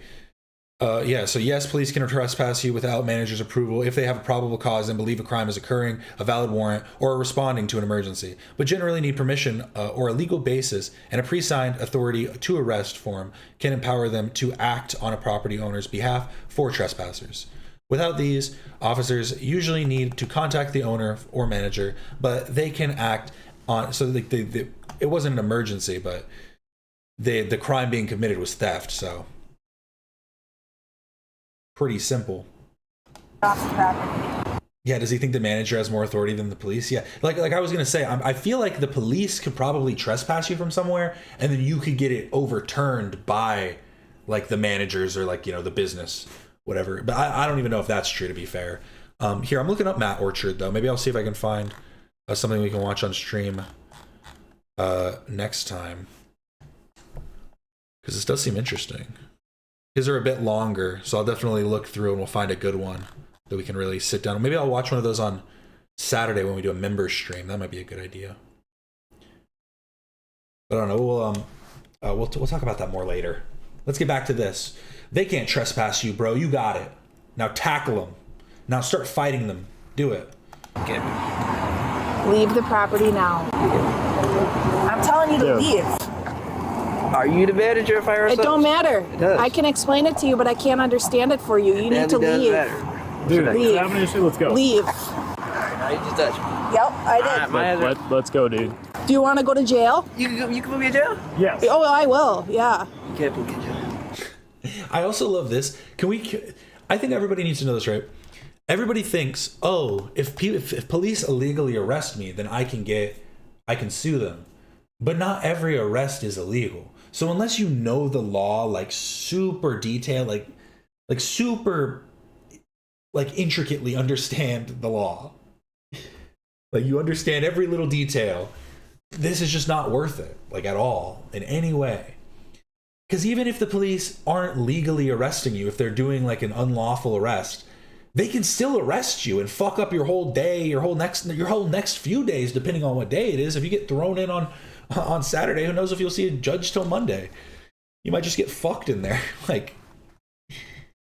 I don't mean physically. That wasn't the implication I meant. I just literally mean you're gonna get fucked and thrown in jail. So get off the property. Get off the property. Are you the manager of Firehouse Subs? It don't matter. It does. Get off of the property. Dude, you're gonna go to jail. Just walk away. Can you get them to contact the manager? No. It's not worth it. They want you trespassed. They want you trespassed. Not Let him worth walk it. past and Let's see go. what he does. Get them to the manager to contact Firehouse Subs. If he walks past again, we'll take him to jail. Take him to jail. Okay, take me to jail. Leave the Down property. outside of Firehouse Subs. You can go stand over there.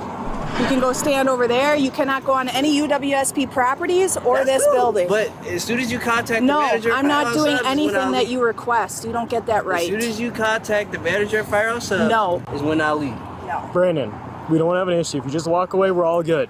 Like, but if you try walking back, you're gonna go to jail. Contact the manager. That's not how it works. Yeah, it's definitely how that works. No. As soon as the manager says I have been banned from Firehouse Subs, is when I'll be banned from Firehouse Subs. The Get off manager the never property. said I've been banned from Firehouse Subs. Does it help if the employees don't want you there? Because the employees don't want you there. It's better with the employees when Okay. I'm sitting outside of Firehouse You're Subs. out on bond.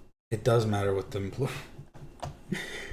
This is just such a dumb argument to make. He's out on bond. He's just not even on parole, bro's out on bond. Oh my god. Two, aren't you? Can you contact the manager so we can situate this? Okay. 223 com. What are his bond conditions? Do you understand what bond conditions are? No.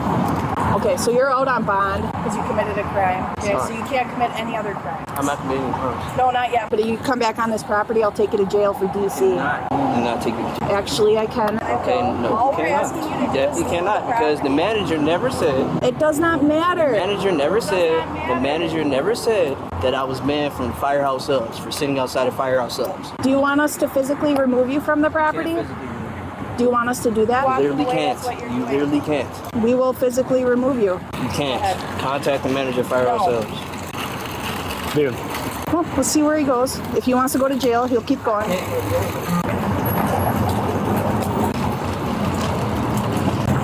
You're making a choice. Go ahead. Go ahead. I told you. Well, this is why I was saying if you want to clarify what the property lines were, that would be a question, because I assumed that this was probably part of their property because they had the tables outside, but maybe they don't actually have the right to the sidewalk. That would also make sense. You're trespassed. I told you to walk away. It's not like a patio. Not listening. They never said I'm trespassing. It don't matter. You're a random police officer. It don't matter. They said they want you trespass. It's control the firehouse. Stay there with that officer. You're not free to leave yet. Hello. Hey. How's it going? The manager? I am. I'm the one that called. Like, the man... I'm surprised they didn't just arrest him. They're honestly being way too... Like, they're complying with him way too much. Just arrest him. Yeah, let's talk over here. And she can give you information too, because he's coming on nights that she's here. If you need. Today, he stole soda? He stole soda today, yeah. So we gave him a water cup. I walked right up to the machine. I said, the water's right here. He went back and took something else. And took a soda? Took a soda, yeah. Okay. Dude, they said they want you trespass. It's not that big of a deal. Just don't come back. Why does that matter, dude? I'm just chilling. I'm just watching my YouTube. Yeah, I understand that, dude. Dude. Talking about some, you have a firehouse subs, you're trespassing. You gotta get the fuck out of here. He's refusing to leave, so I'm gonna take him to jail. Perfect. Actually, I'm gonna come back in with some paperwork. I'm gonna take him to jail for theft. Okay. Did he cause any disturbance in here? I wouldn't say disturbance, but there was an incident where like he made a few people feel uncomfortable because he stood up and went really loud on Sunday. I think that's quite literally the definition of a disturbance. Yeah, so he screamed a little bit. Oh, but that was on Sunday. That was on. So this is just his chill spot. This is where he comes. Like every teenager, I bet this guy's like probably like 26, but every teenager has that spot where they go chill at. Me and my friends used to go chill at. We go to the Burger King. We'd go to a church and just sit outside and skateboard in their parking lot. The Walmart. But having like a Burger King or something where you go sit down. Does anyone remember this?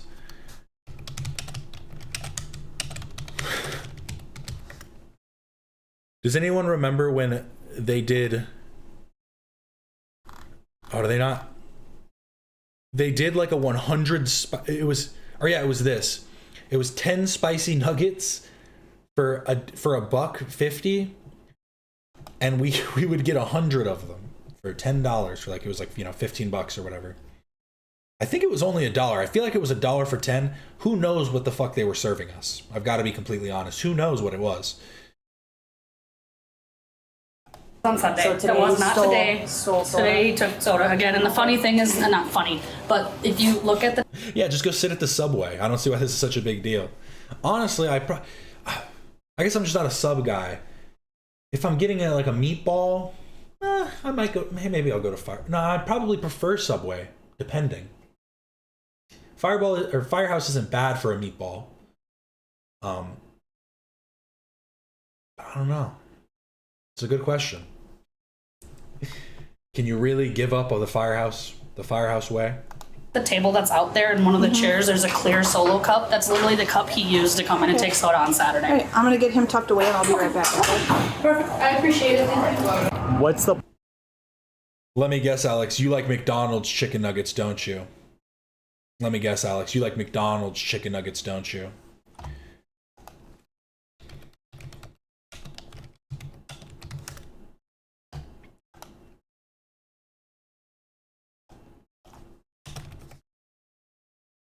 The reason I hate McDonald's nugget... I'm just assuming that Alex likes McDonald's.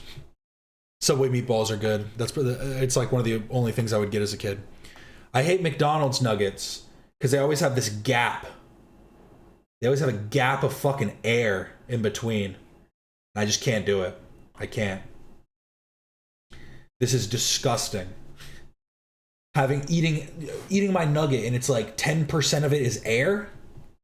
No.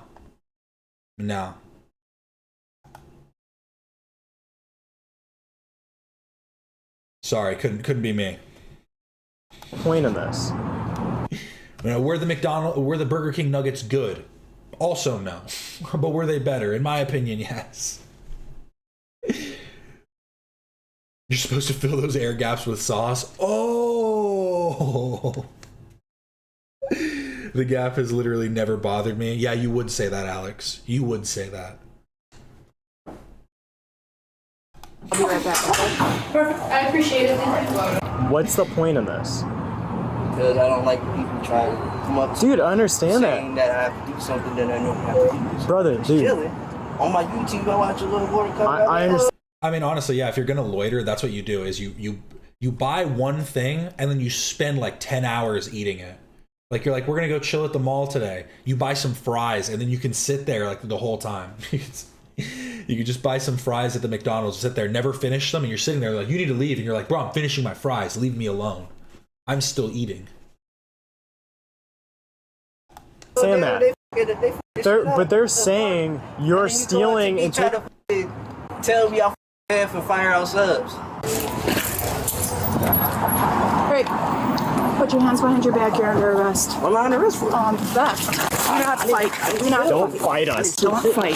Do not fight. You know he's heated now. Bro went, I'm not being trespassed. You can't trespass me. What, you're going to take me to jail for trespassing the manager? And you didn't even say I'm trespassed. Come on.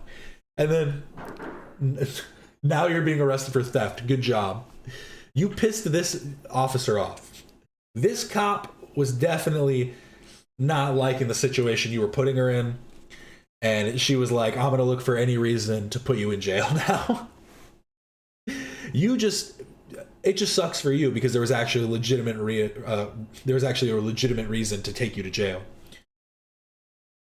All right, we're gonna stand here. Now you got resisting arrest. Stop. 241, he's fighting. 241, he's fighting. Yeah, I never actually stolen anything. You tried to put me in jail. Yes, you did. No, I didn't. Yes, you did. They gave me a cup of water. Put your hands behind. Yes, they gave you a cup for water and you stole soda. How dense are you? Your back. Do it now. I'm not losing my job over this. I'm not losing my job. Stop. I have one cuffed. I have his hand. I'm not losing my job over this. Let him do it, man. Oh, he is wearing a work shirt. Okay, I was wondering that. So he is losing his job over this. Why didn't you just chill at work? It looks like he worked at some bar or something. Like, this looks like maybe... I can't tell. I thought it was like maybe like a goblet or something. You made a choice. This here. Not a goblet. What are the other ones called? The ones that have the handle? Got one cuffed. I need his left hand. I'm not losing my job. Put your hands behind your back. I'm not losing my job. I didn't steal anything. They gave me a cup of water. That's what I did. I didn't steal anything. You can't put me in jail over this. Yes. No, you can't. You cannot put me in jail over this. You literally can't put me in jail over this. They gave me a cup of water. That's what the I did. You can't put me in jail over it. That's dumb. I didn't steal anything. Search him. They tried to put me in jail for theft. I didn't steal anything. They gave me a cup of water. That's what the I did. You can't put me in jail over that. Right. They're saying you took soda. Soda? Soda. They gave me a cup. That's not fucking stealing. But you said they gave you a cup. They gave me a cup. That is not stealing. That is not stealing. You can take him to that squad. Hell no. You not put me in jail. Hell no. I took that. Okay. Hell no. It says technically the charge is for $379, and I do have to say $379, that is theft for that tiny ass cup. Charging $379, because usually what it is they have like separate cups for water. They'll give you like little plastic cups. That is crazy. That is crazy. They gave him a tiny ass cup, and he decided to steal. It was $379. He decided to steal soda. I mean, honestly, just get the water. Like, who cares? Why do you care so much? Why do you have so much to prove, my friend? 241, he's fighting. Yeah, I never actually stolen anything. You tried to put me in jail. Yes, you did. No, I didn't. Yes, you did. They gave me a cup of water. Put your hands behind your back. Do it now. I just noticed the caption. It says, yeah, for water. I didn't. Yes, you did. They gave me a cup of water. Yeah, for water. Put your hands behind your back. Do it now. I'm not losing my job over this. I'm not losing my job. Stop. I have one cuffed. I have his hand. I'm not losing my job over this. Let him do it, man. You made a choice. This here. I've got one cuffed. I need his left hand. I'm not. Put your hands behind your back. I'm not losing my job. I didn't steal anything. They gave me a cup of water. That's what I did. I didn't steal anything. You can't put me in jail over this. Yes. No, you can't. You cannot put me in jail over this. You literally can't put me in jail over this. They gave me a cup of water. Again, I need to say it again for the people in back. If they are arresting you, like, there's nothing you can do at that point. Like, you are being arrested.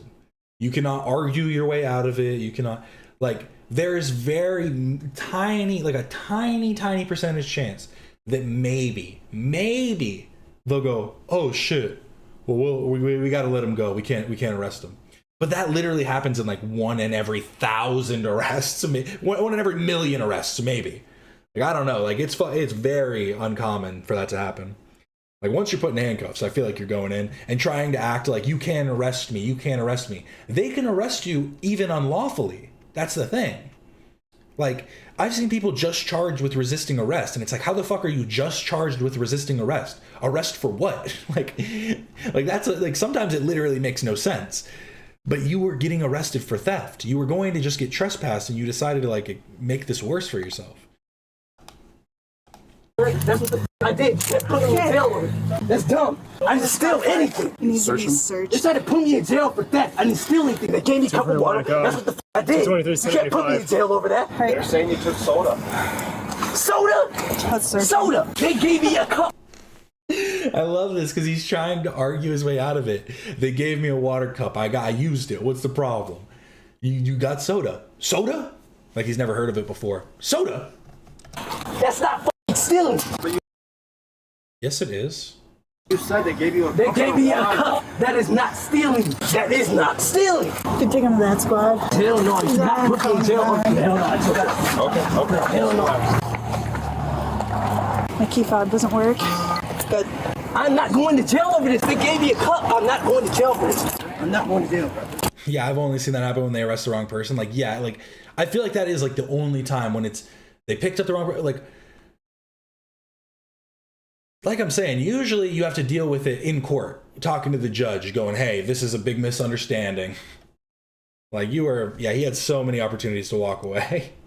Brandon, stop resisting. They gave me a cup. It is not fucking stealing. It would be stealing if I took the cup. It would be stealing if I... Thanks, guys. Sure, they had the toilet paper in the restroom. It's not stealing if I take all their toilet paper. It's in the restroom for me to use. It's not stealing if I just take it all. Like, what are you talking? That's a bad argument. If I can use their toilet paper, why can't I take all the rolls? What's the problem? Okay. I'm not going to that jail. I'll go get shot today. Oh, Jesus Christ, I'll get a shot. You kind of already missed that opportunity, bro. If you wanted that to happen, this could have been like, I mean, you're already in the car. I don't think there's an opportunity much for that to happen at this point. I'm getting shot. I'm not going in there. Hell no. I'm not going in there. I'm getting shot today. Bro, they're just going to tase the fuck out of you. Bro, you're going to start kicking. They're going to open the door. You're going to start kicking, and they're just going to shoot you with a taser and pepper spray you. Like, this is a terrible idea. Anybody want a soda? Oh, good. Yo, she totally is doing that just to get out of. That's so funny. Big ups to the manager. Are you the assistant manager? No, I'm not. Okay. I'm her mother. She's the general manager. Okay, can I talk to her real quick? You were the one that got the earpiece knocked out. You did good. Something else knocked out. I was trying to bring her to the ground, but... So you look kind of young, so hopefully Yeah. this wasn't too bad of an experience. That's all right. Next time, call me out there, man, because I'm 62. I ain't got much life left, so No, he fought him. Yeah, we were watching the whole time. That was not fun. Yeah. That's what I didn't want to deal with in here. Yeah, no, it makes Because sense. he was going to get confrontational. So I'm going to grab a non-permission, non-consent form. We're taking him to jail because he stole a soda. Yep. So as far as that goes, I'll have you fill it out. Do you have, like, cameras and stuff? We do have cameras. I would have to have, I can call my... Isn't it legally required for establishments to give you water if you ask in the US? I think it depends on the area. Because I know specifically in Arizona that is the law because of like the heat and stuff. So I know like in certain places that might be true, but I don't know if it's true. But again, he didn't even take the water, so He stole something else. The owner, she has access to it on her phone. Is this around the corner or what? Well, I wanted to drop into the ground, but Ashley just kept pulling me against the wall, so. The manager never said I got banned for the property. I said you were banned. No, shut the up! I'm gonna punch the shit out you when I get out these cuffs. Oh, Jesus Christ, I'm punching the glasses off your face. Shut the up! When I see you. Oh, never mind. It actually isn't a statute at all. That's actually very interesting. Okay, never mind. Apparently it's just like a myth. That's just a myth.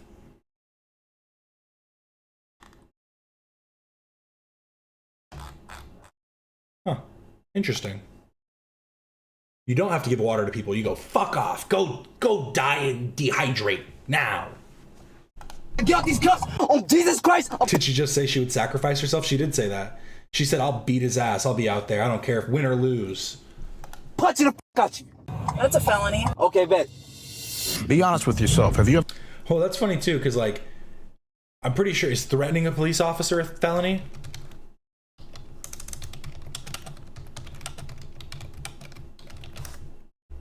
Is that also a felony? Yeah, that is a felony. He doesn't even need to actually do it, and he committed a felony. Dumbass. Yeah, go in the bathroom, use the faucet. Become untenable. Ever bent a rule because you felt like you deserved it? And since when did buying food once turn into a lifetime of free soda? Because to me, that belief is what turned a cup of soda into handcuffs. Honestly, this isn't about soda. It's about entitlement running headfirst into a boundary and refusing to back down. Rewatch the clip because he's told to leave, but he argues. He's given space. Become ungovernable. But he creeps back in. He's warned, but he continues, acting like the rules owe him some sort of debate. That's not confusion. That's someone seeing what they can get away with. This is where it goes sideways for a lot of people because it's not the first step that gets people in trouble. It's refusing to. We love Officer John. Tell it to us slow, John. Slow down. Always remember, every mouthy response cuts off another exit until compliance isn't offered anymore. It's taken. In the end, that. And remember everybody, compliance doesn't mean you have to, like, be super kind with your words. You can be like, fuck you, you suck, you're a dumbass, you're a piece of shit, I hate you, and then walk away and follow the orders that you were given. That soda was freeform for about 30 seconds. After that, it cost him a lot. This suspect, Brandon, was charged with misdemeanor bail jumping, felony bail jumping, resisting obstructing, felony battery or threats to a law enforcement officer, and retail theft. For stealing a fountain soda worth $3.79. He is innocent unless proven guilty in a court of law. On April 3rd. Crazy. Here's another one that I just found on the side, and I really want to check this one out too. This one's called When a Joker Makes a Bomb Threat. And all I can think about is when the Joker makes a bomb threat. But so I'm hoping that he at least has some Joker attitude to him. Oh no, thin blue line. See, it is funny because I've seen sometimes where it's like they're trying to make the cops look good in these videos. Sometimes they're trying to make the people in custody look good. Like they're trying to, like, you know, they try and play the narrative in certain ways in some of these videos, but more often than not, you can usually see through what they're trying to do based upon how the actual, like, things play out. Because I've seen some pretty bad, like, police officers in some of these body cam footage too. I'm the Joker. 2023, officers responded to a call of a disruptive male refusing to pay his restaurant tab. Watch this. Come watch it, alright? Yeah, how are you? Behind the pocket, please. He wants some. I was in a big disturbance. Won't pay his bill. So what's going on, bro? Bro's making a bomb threat in a no bad vibes mushroom shirt. Disturbing my whole rest. My name's Mitch. Let's go have a seat. I'll go outside with you. I don't feel safe in here. Okay, is anybody else in here? I don't know. All right, let's go outside. Come on. Can you get my face for All me? right. Let's step outside. Can you get my face? I don't have to get your stuff. Why did you bring your suitcases into a restaurant? I want them to steal it. All right, then grab him. Let's walk outside. Hey, grab him and walk outside. I have no weapons. Okay, grab him and walk outside. Look, I have none. Will you get... He seems drunk. He seems drunk already. Or maybe he's shroomed out. Get the stuff, will you get the stuff out of my pocket? Walk outside for me. Do you feel safe? Walk outside. Do you feel safe? Walk outside. I will. Okay, what's the I need issue? to know, do you feel safe? Yes, of course I do. Okay, but if you didn't feel safe, please tell me. Okay. Okay, I don't want to be shot when I'm grabbing my wallet. All right, go ahead and grab your stuff. Okay, that's what I'm saying. Don't shoot me when I grab my wallet to show you my ID. Go ahead, sir. Promise? You won't kill me? Man, can you stay over there, please? You didn't promise him, man. I don't know. He might be a little worried now. No, stand over there. No, come on, let her go. You can't. No, you can't trap. Sir, listen. You need to listen to what I'm telling you, okay? Why? Walk outside right now. Help me. Walk outside right now, like I'm telling you. Okay. Okay, walk outside. Am I being? Go ahead. Am I being? Go ahead and walk outside. Am I being? Walk outside. Am I being? Come here. Walk outside. Walk outside right now. Am I being? Walk detained? outside. Am I being? So you want to trespass? Am I? All right, get out of the property. I'm gonna arrest you for trespassing. Am I being? Get out of. He's definitely drunk, yeah, but some of these people are just so dumb. Like, you guys don't understand the laws. Like, you need to just listen to these keywords. Do you want him trespassed? Yes, I want him trespassed. Oh, and then he should just start walking outside. Then keep arguing. Am I being detained? Am I being detained? As you're walking outside.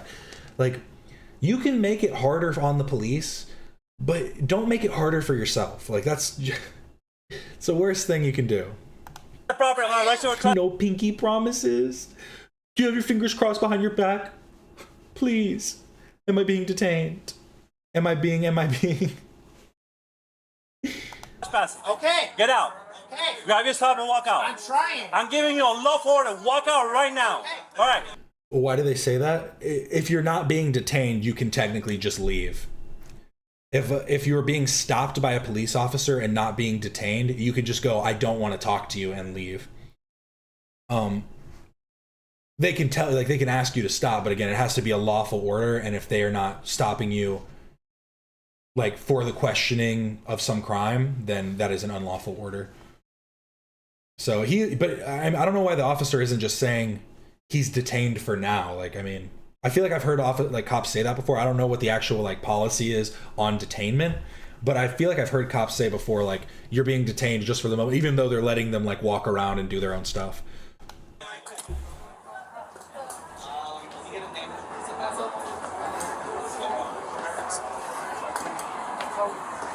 Hey, I hope you have a good time. Walk out. I'm gonna arrest you for trespassing. Look, I didn't trespass. Stand over there. I didn't trespass. They don't want you there. Okay, that doesn't Close mean I the door behind you. trespassed. I didn't know I couldn't come here. Do you have your ID with you? Well, you could come here before. You can't come here anymore, and you were still inside. So you talking to them while you're inside is trespassing. Sorry, I know he can't hear me, but it's just like, again, like, thought process. I don't know how it works for some people. Am I being detained? I'm gonna trespass you because they want you to trespass. And you need my ID to do that? Correct. Okay. Just a warning. Okay. Can I get my wallet? Where's your wallet? In my pocket. Let me pat you down. Put your hands on the wall. I have no weapons. I don't care. Put your hands on the wall. I already told you. What? Put your hands on the wall for me. But you felt. Put your hands on the wall for me. Yeah, but you said you felt safe. Spread your feet. But you said you felt safe. You said you felt safe. Don't move. He told him to spread his legs, and he just started bending his knees. Spread your feet. But you said you felt safe. Spread your feet, and he just starts doing a little squat. You said you felt safe. Don't move. You said you felt safe. All right, grab your wallet. Let me see your ID. Why'd you pat me down? Because I don't know if you Yo, this guy's a good time. This guy's a laugh riot. have a weapon with you. I told you I didn't. After causing a breach like that, I don't trust you. Go ahead and get your ID out, sir. Yeah. Why'd you touch my penis? Everything is on body camera, okay? You touched me. Okay. Let me see your ID, sir. I know, you hurt my balls. You hurt me.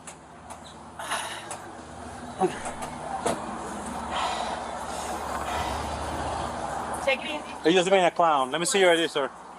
Are you the captain or lieutenant? Grab your ID. Let me see your ID. You're gonna give you a warning so you can get out of the property, sir. He just punched me in the balls. Was that before or after he did his little wall dance move? No, they're not. Everything is on body camera. I might need an ambulance. For what? You touched me.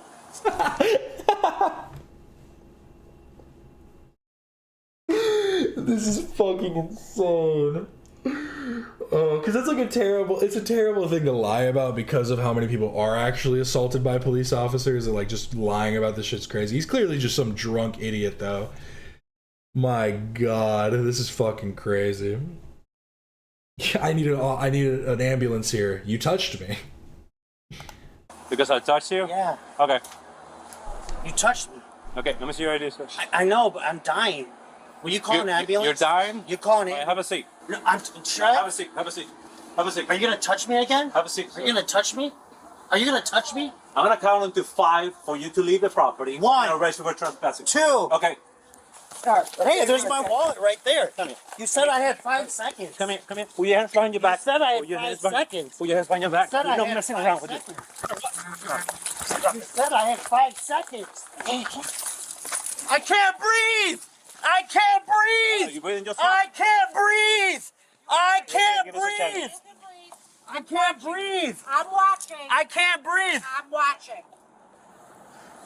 Help, Mom! Come over. Mom! He starts screaming for his mom. I'm watching. Help, Mom! Come over. Mom! Mommy! Mommy! Mommy! My wallet is right there, you idiot. Resisting arrest while screaming for your mom was tough, bro. That was super tough. I'm watching. Oh no, and he's rocking the Push Trees merch. No. No, shout out Dope as Yola. Warning, everything is video and on this. Average Dope as Yola fan. Average Dope as Yola fan. Damn. Did he say I had 5 seconds to give my ID? So yes what or did no? Did he say that? I'm watching. Did he say that? I'm watching. Did he say I have... George Floyd impersonation is bad vibes. No, yeah, the bad vibes, sure, it wasn't a good look. No, that's so funny. No, yeah, I mean, I've seen a lot of people do it. It seems like it is just like the common thing, and it's disgusting, but it is just funny that they think that that's going to work.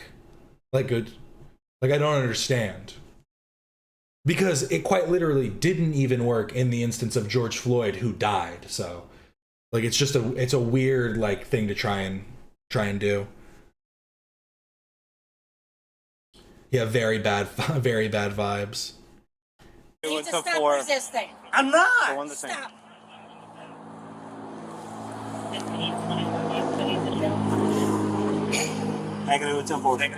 Stand up. Ow!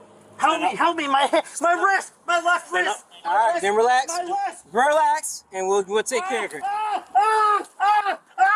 Okay. My wrist. Okay, Let's go. No, my wrist, my wallet. I need my wallet. Stop! I'm in pain. Listen. Okay, I'll listen. Relax. Will you? Okay, I'm breathing. Can you please fix my wrist before I get in the car, please? And I'll behave. Oh, is that his actual mom? Maybe. I didn't even think about that. This other person, no, this is a worker. Okay, this is a worker watching. Yeah, I thought for a second maybe it was his mom, but no, I think this is just some worker. Unless he came to his mom's work to get drunk. You're breaching your piece in and outside. Yes, twisted. Man, come over here.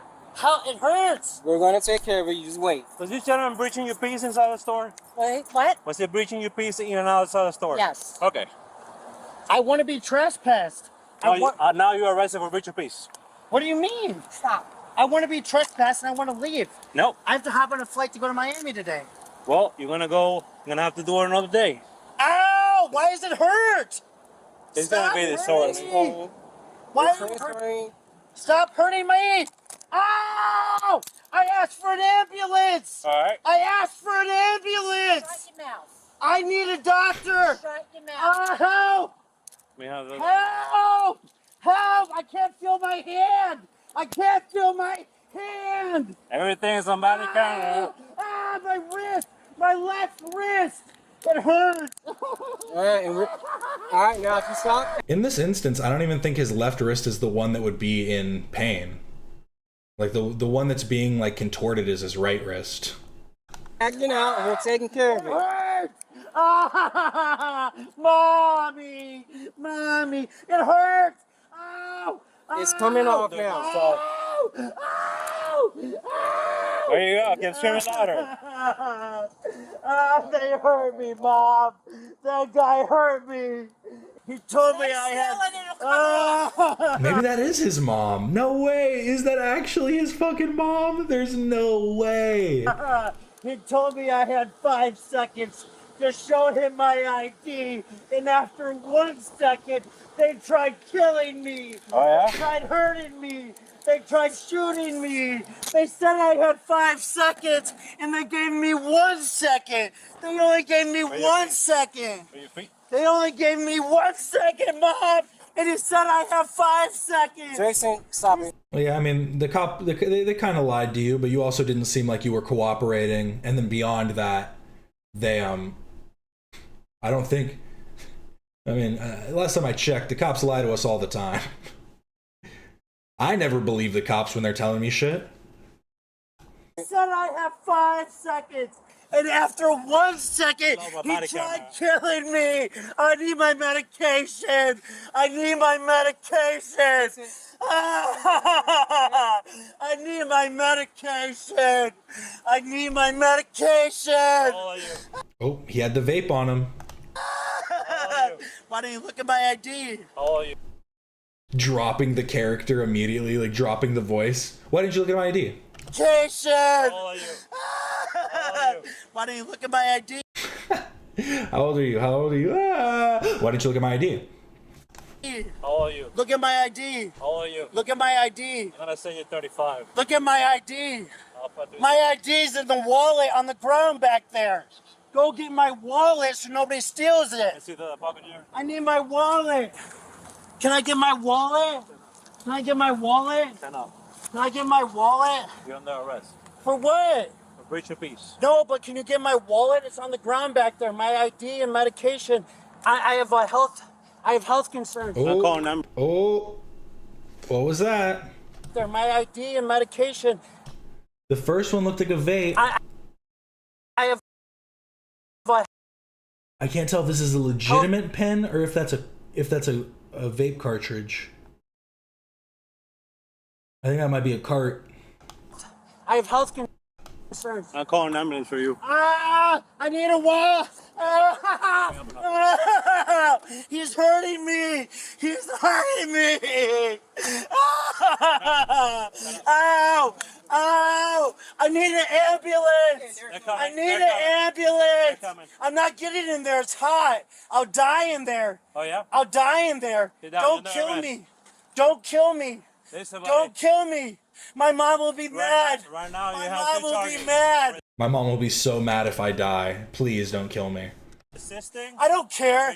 I don't care. Just don't kill me. Why are you hurting me? Oh, I need an ambulance. I'm not going in there. Kill me. I will kill you. Hey! That's a felony.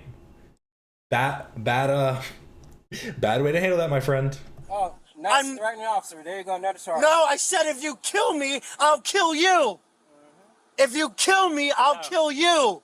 I'm not going in there. Get back. I don't care. Put that over here, man. Get back up. Is that my wallet? There's no ID in here. It's underneath the pictures of my children. You're the one without a mask on in Florida. You have COVID. Hey, you just got me COVID. Get in there. No. No. There's my ID. Ma'am, just leave it outside. It's okay. No, give it to him. Ma'am. Give it to him. Relax. Give it to him. Give him my ID. Give him my ID.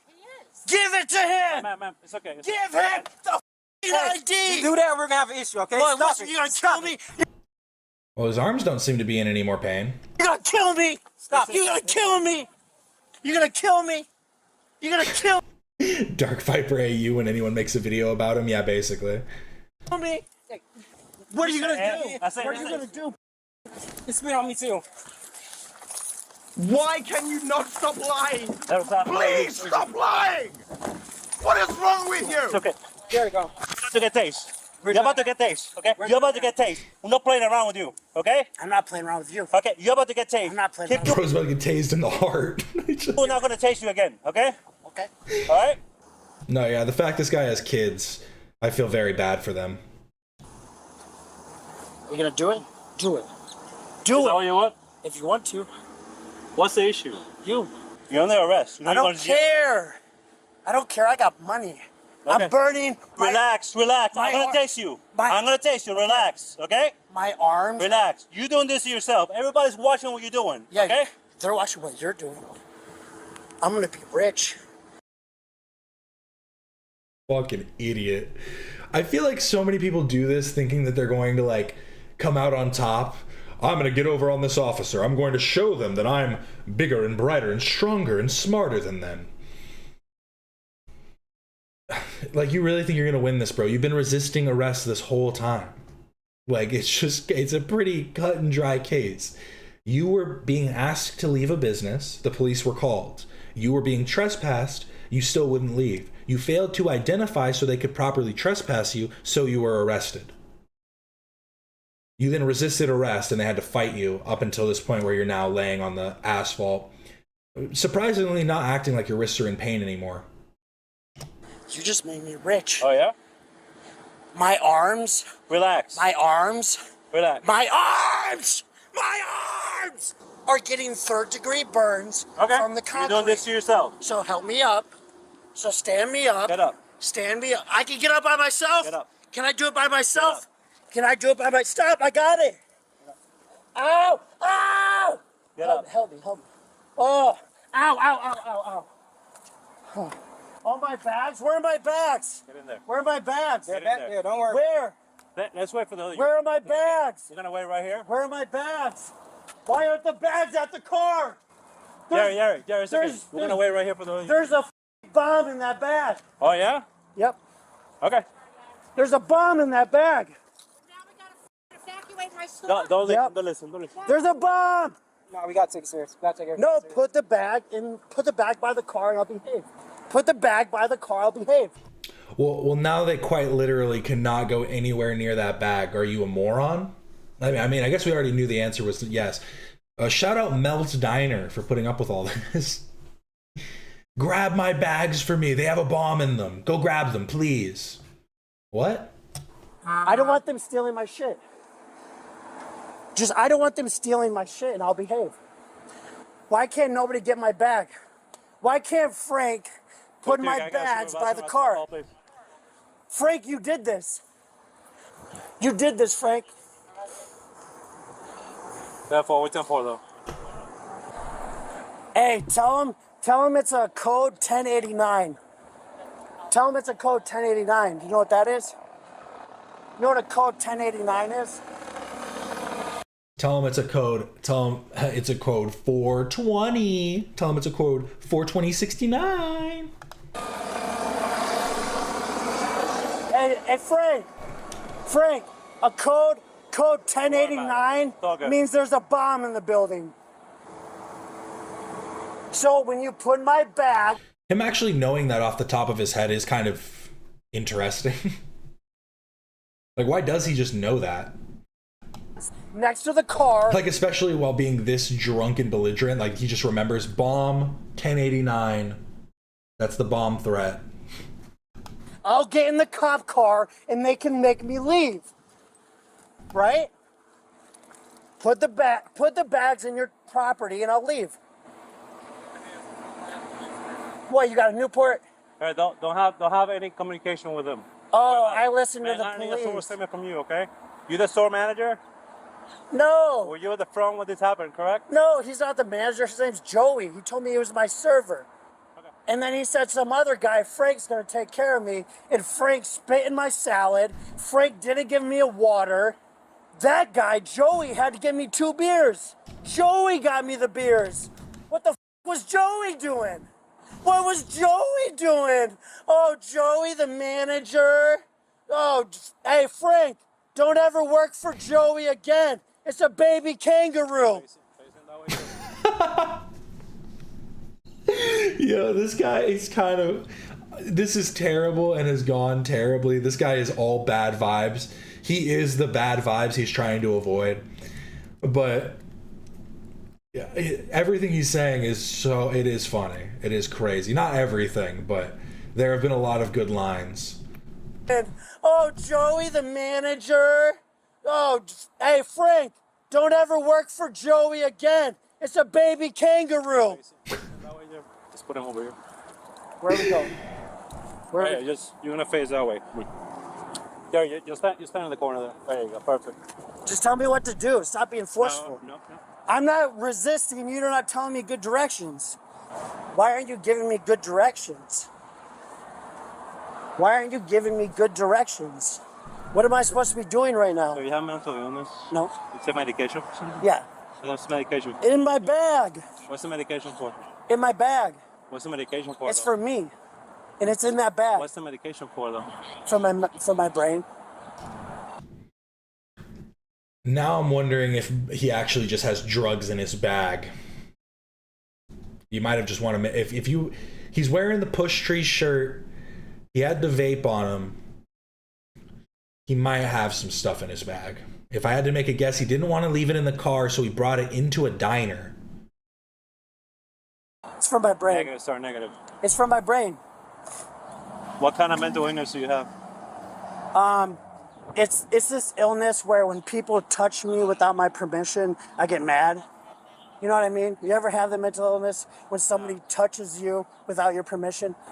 You get mad when people do that? It's on the arrest or breach of... This dude's built like an action figure. What the fuck? Let's watch him walk up again. These two cops look like just normal everyday dudes. You'd see them. Touches you without your permission. You get mad. Look at this fucking guy. Mad when people do that? It's on the arrest or breach of peace. He's a couple of the charges. Hey. He said there's a bomb, that luggage. I did not say that. I didn't say that. CP32 on scene. I'm not resisting. Can I talk to whoever's in charge? Who's in charge? These officers are in charge. No, who's in charge? I need the captain. The supervisor's coming. No, I need the supervisor. He punched me in my balls. He punched me in... Fighting. Yeah, good luck. No. Yeah, he seemed more drunk in the beginning. Either he's completely sobered up during this interaction, or he's maybe on something else. I don't know. It is very odd. I'm not going to get in the car until they get my bags over here, because my medicine is in the bags. What's that? I need my medicine. I need my medicine. Hey, I need my medicine. Come on, man, you gotta get in the car. Why? I'm hot. I need an ambulance. I need an ambulance. Down. I need an ambulance. I do have to say, it does seem like maybe they didn't call for the ambulance, because if he actually needed an ambulance, this is a very slow response time. I need an ambulance. I need it. Okay, I'm done. I'm done. You're about to get tased. Get in there. Sit in the car. Get in there. Get in there. Get in there. Get in there. I'm gonna tase you. Ow! Ow! Get in there. I said okay. Get in there. Get in there. Okay, I'm in.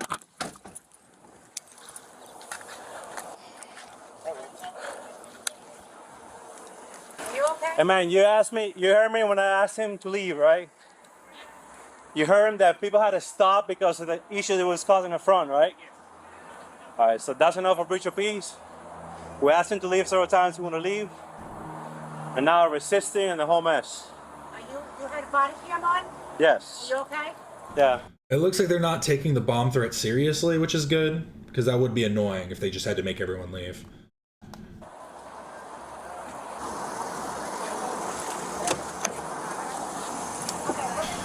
This is true piss baby behavior. Yeah, his medicine equals mushrooms. That's what I'm thinking, maybe. Yeah, I'm thinking that either because the Push Tree shirt is it's a mushroom shirt for a brand that focuses heavily on weed. So I also thought that maybe he could just have like, an ounce or something in his bag, like a pound in his bag, and he's just like, I got my medication in there. Because my whole thing is, I feel like he definitely has something in his bag. My personal opinion is that he has something in his bag because you would have just left it in the car, in the trunk or something. But that also means that it might not be weed, because maybe I don't know. That is odd. It is odd. Very odd. Can you put on the radio? Don't worry about the radio. We're in Florida music. We put on the radio. We put on the radio. Please. We put on the radio. He might be on shrooms. He might be shroomed out. Kitty food time. Where's he at? He might go eat. Yeah, he might be on shrooms. Asking for the cop to turn the music on. Will you put on the radio? Yes. You need to call Ezra. Huh? You're gonna have to call Ezra. You need to call. Oh, what's coming here, Sergeant? Yeah, but you need to call the supervisor on the phone. 'Cause they're- Hey, bro. I'm not taking the tour to Jerry. I want the radio. Real quick. You guys are liable for my safety, and you're all getting. What if it's paint thinner or bath salts? Well, at least he won't get a possession charge on top of everything else. Fired. Hey, is his ID in there? I think it was. You guys take care of the whole luggage thing. Hal, good luck driving. Good luck driving. She said she's concerned about the bomb threat. I mean, we certainly got to take everything seriously. No, they have to take it seriously. Damn. Respond at Delmel to LCJ. Disorderly cop starting.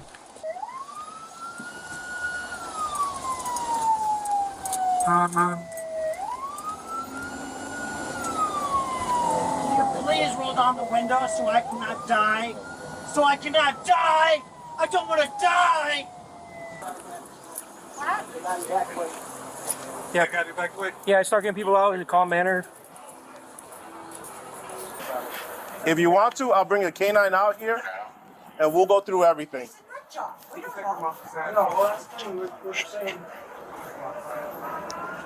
Talking to the suspect said he planted a. I hope they give him AM radio. That's what I was hoping for. I was hoping the cop was leaning in to like turn on the radio and just put on some bullshit. Just put on some straight static for him. Weapon and massive destruction inside the building. We're going to be evacuating her. Hey, do we know where he was seated in here? Are they concerned about anything inside? I do not know where he was seated. He was outside with everything. She was there at point of contact. She witnessed everything for today. She what? She witnessed everything, so. Hey guys, start moving your cars down that way. How's your day going today? My day's going exactly how I wanted it to go.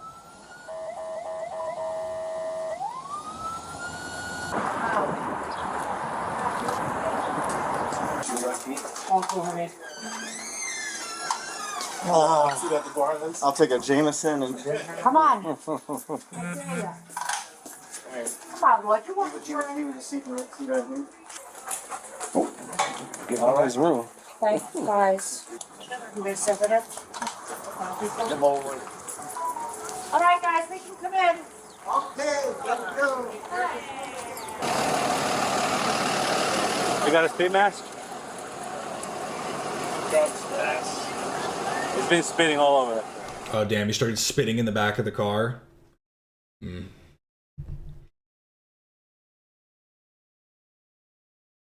Will you be covering the Ray situation at all this stream? No, I don't really know anything about that, to be honest. So I'd have to look into that first. So not this stream. Maybe at some point, but I don't know. It's not really like a really, I mean, not to be like rude to Ray as she's like become more popular in the H3 community or whatever, but she isn't really like a content creator, like public. I guess she's a public person, but not necessarily like something to talk about, really. Again, not trying to be rude, but I'd have to look into it because I don't really know what you're talking about. So I'll see. For you or him, whatever you. We'll put this one over. How about it? Come on out. Come on out.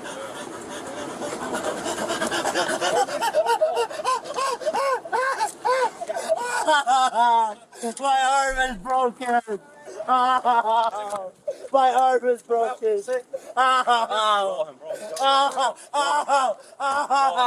My arm is broken.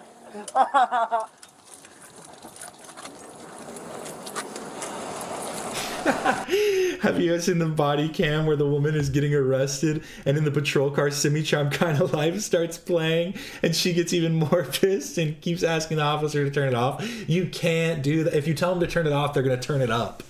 Terrible idea.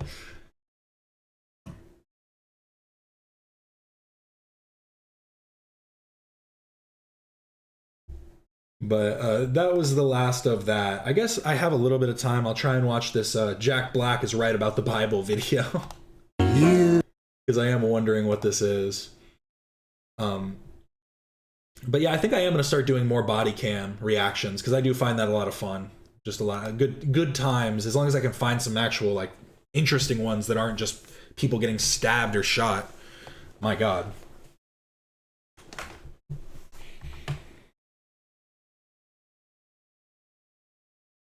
But Jack Black is right about the Bible. Let's see. You can stone your wife or sell your daughter into slavery. Well, we ignore those verses. Well then, friend, it seems to me you pick and choose. This is classic Satan. All right. I gotta say, that is a funny thing. Like, just that cut is so perfect. This is classic Satan. It's Satan. Let's see it. He'll take the word of God because he knows the word of God well, and he'll twist the word of God. Observing that the Mosaic Law has a bunch of different prescriptions of stoning and also allows a man to sell his daughter into slavery is not twisting anything. But as we're going to see in this video, this content creator twists what's in the Bible in order to authorize and justify the dogmas that he imposes upon the Bible in order to get it to say what he needs it to say. And so then you get really confused. You're like, wait, am I following a moral God?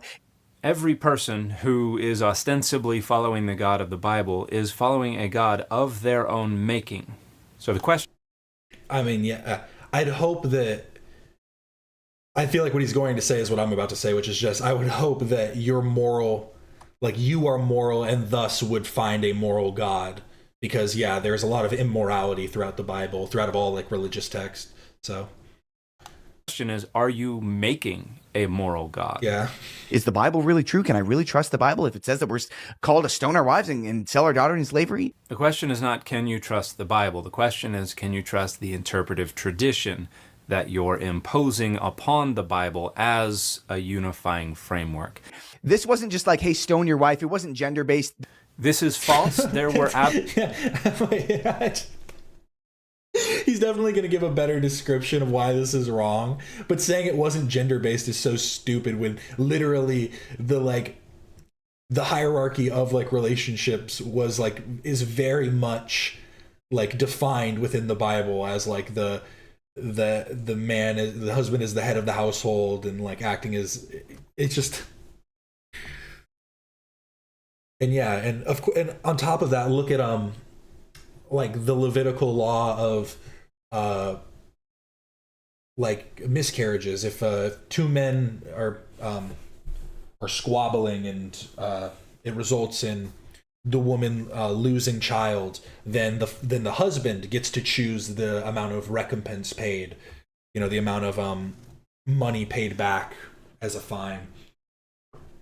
But like the woman doesn't get a say in it, and the husband only gets a say over it as his property, not even like another human being or anything.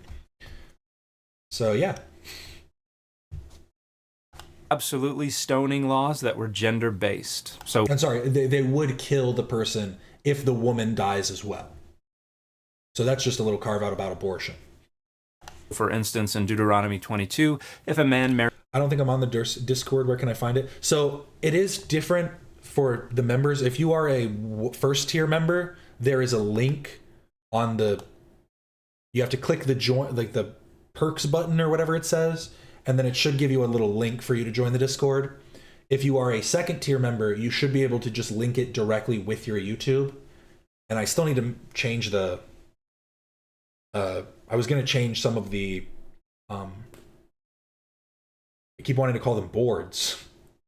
I was going to change some of the rooms, the Discord rooms or whatever, to be maybe based on that, on the type of memberships people have.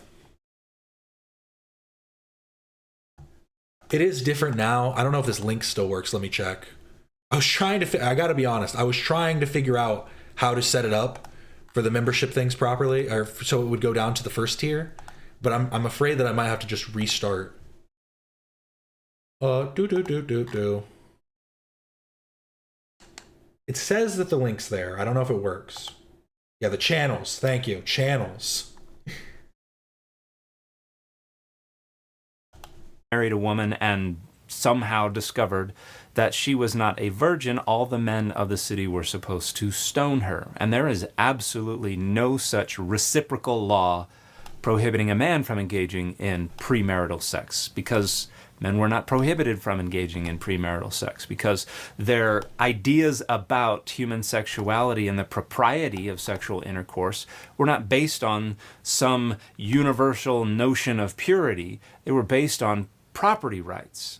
Because when a man married a woman, he was purchasing... It said invalid link. I might need to update the link then. I'm sorry, let me change it. Her procreative capacities and sexual availability. Those were commodities that were bought and sold, and the woman went along with them. And when you purchased a woman's sexual availability and procreative capacities, you expected both to be in pristine, shiny new condition. And if they were not, well, that's a violation of that social contract. So that is why women were prohibited from... I might need to just start changing that weekly for Quasar's cadets, but honestly that might make it better. That way people aren't jumping in all the time. So let me know if that works, the link this time. I'm sorry that it didn't work the first time. My apologies. No, it's okay. I want to make sure this stuff works, honestly. This was the last video anyways, and it's kind of a, you know, it's something a little bit more simple to talk about. You don't have to worry about derailing it. That's fine. I care more about the Discord than this, to be completely honest. Engaging in any and all premarital sex. They were a commodity to be bought and sold. No such expectation was imposed upon men, who were absolutely not prohibited from engaging in premarital sex in and of itself. Now, there could be inappropriate premarital sex depending on the social status of the partner, but premarital sex in and of itself is nowhere prohibited on the part of men. Oh, that's interesting. I actually didn't know that. I might have to look into that a bit. That's very interesting. Because everybody always says that it's, you know, the whole, oh no, oh, never mind. The link might not work. I didn't read that. It said that it needs to review. So it might go. Who knows? I guess I'll just drop it. You know what I'm going to do? Everybody that's in here right now is basically a member. And if you're not a member, you get the link too. So feel free to join right now, but that other link should go up soon. My bad. I think it takes like a day or two before it'll actually put the link up. We have mostly members in here right now, so if you want to hop on, my apologies. Anywhere in the Hebrew Bible. So it is entirely false to say that the Bible never prescribes stoning in a gender-based way. It absolutely does. This was a law that if you committed adultery, yeah, you got stoned. This was Old Covenant. This was the civic law of the nation state of Israel. So there are two different... If it still doesn't work, then I'm going to be confused. Okay, you're in now? Perfect. Methods of picking and choosing going on in this clip. The reference to Old Covenant and the reference to civic laws of the nation state of Israel. The Old Covenant kind of picking and choosing has to do with the identification of these laws as part of the Mosaic law, which Christ came to fulfill, meaning you're no longer under those laws. And there are absolutely a lot of passages in the New Testament that say that. However, there are also passages that deny that.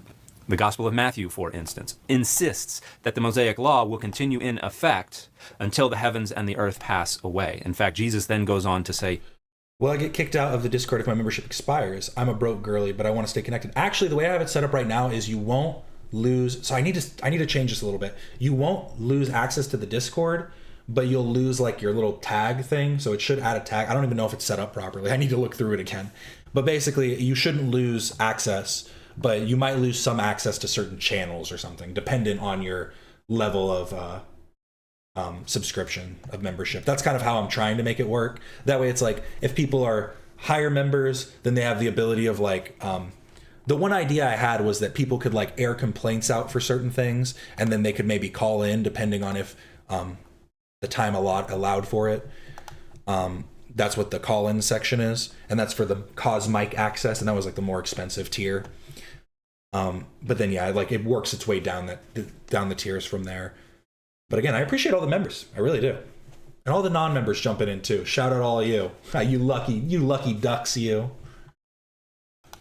Your righteousness must exceed that of the Pharisees. And then he goes on to say, you have heard that Moses said X, well, I say Y. And Jesus ratchets up the severity of the law. The Gospel of Matthew envisions following Jesus by keeping all of the Mosaic law.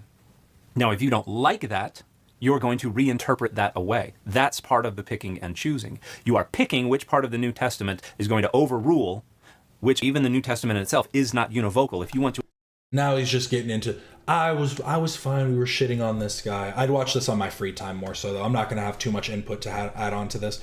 Shout out Dan McClellan, though. If you're interested in like religious topics and stuff, he's a scholar of the Bible. And interestingly enough, he's not, like, you might perceive him almost like coming at these as almost like atheistic, but he truly is coming at them from like scholarly stances, scholarly perspectives, rather than just his whole thing is data over dogma is kind of the thing that he preaches.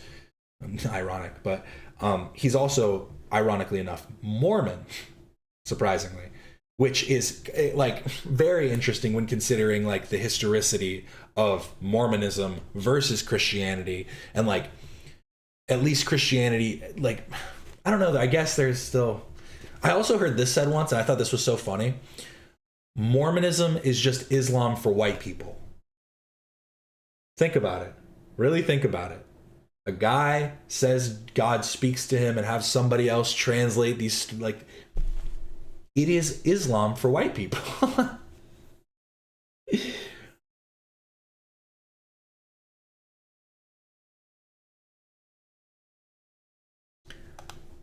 But I did want to see this too. A new video from Lust dropped a few hours ago. I didn't see this. Jesus was born in America. Mormonism, it's funny. They don't think Jesus was born in America. They think Jesus resurrected and then came to America after his resurrection, after the end of the Bible. He came to the United States. And then all this, like, it's just, oh God, it's insane. I actually have, funnily enough, I have my Book of Mormon right here, alongside my my New Catholic Bible. This actually is a pretty good version of the New Catholic Bible because it has a lot of images, maps, different stuff, and it has maps of both like historical maps and versus current maps, which is kind of cool. Actually reading through the Bible and the Book of Mormon, though, it's difficult sometimes. It really is. There's a lot of crazy, and you know what's funny though? I actually have those two. This is my hard reading right now. I have those two, and then I've read through it. I haven't read through all of this, but I've read through the Supreme Court landmark decisions. Can't remember them off the top of my head though. I definitely have to go back through it, but it's more of like a reference guide to be able to go through. And then the U.S. Constitution and other key American writings, and it has stuff like here, I'll just read through it has everything from, not everything from, but it has the Mayflower Compact to, I think the last one's Obama. Yeah, Barack Obama announces the death of Osama bin Laden. And then it has like inaugural addresses and, different stuff. Pretty cool. We be reading, you know? Did Jesus come through Ellis Island? Did he get his papers? Did he get his papers like he was supposed to?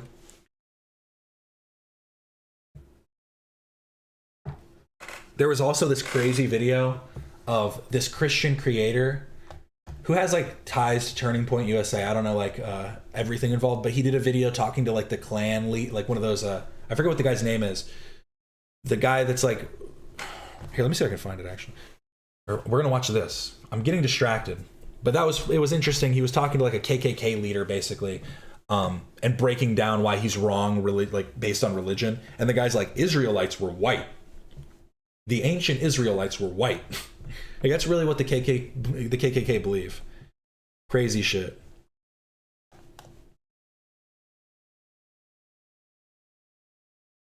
I was watching an old waiting room episode and you showed off all your books like you're doing now. I'm glad you finished some of them. Yeah. No, yeah, those ones have been sitting there for a while. The Bible one and that one are new. What else do I have down here?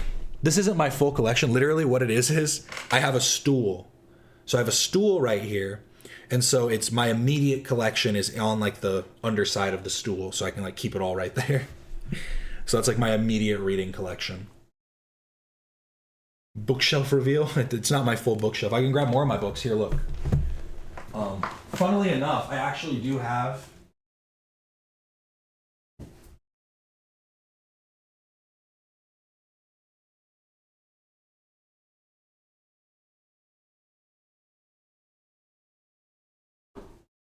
this is gonna be my flex now. This is gonna be a big flex on everybody.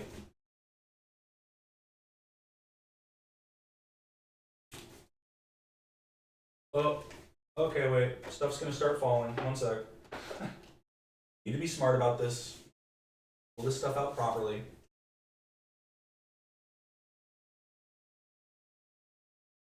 So here are more of my books. I grew up in a church and was forced to do something called Bible drill, where you had to be able to look up verses super fast. That's kind of interesting. I mean, that's cool for like research purposes, I suppose. But here's my book collection. This isn't all of them, but this was just my faves right now. The Way of the Samurai. Like I said, I just started reading this. Pretty good. Like I said, it doesn't really, like I said before, it doesn't really apply a lot to modern day, but it's cool for like historical value. I do actually have The Art of War. Again, not too applicable in modern day. There's some decent stuff in there, but how victory may be produced for them out of the enemy's own tactics, that it was the multitude cannot comprehend. All men can see the tactics whereby I conquer, but what none can see is the strategy out of which victory is evolved. It's truly an I'm 14 and that's deep book.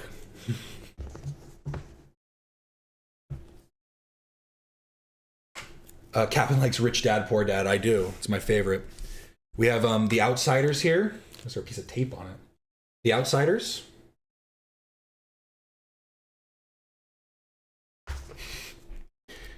Hell's Angels by Hunter S. Thompson. I actually got this from my junior year in high school. My teacher gave this to me. She said we could pick books from her shelf, and I was like, I want this one. And she was like, you take that one.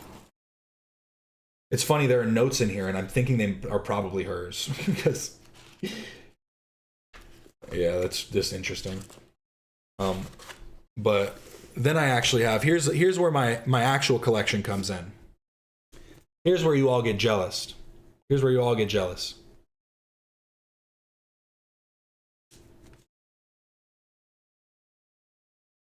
Here is The Rock says, the most electrifying man in sports entertainment. The Rock with Joe Layden. The Rock says, how am I doing? I'm doing the wrong eyebrow, but it's fine.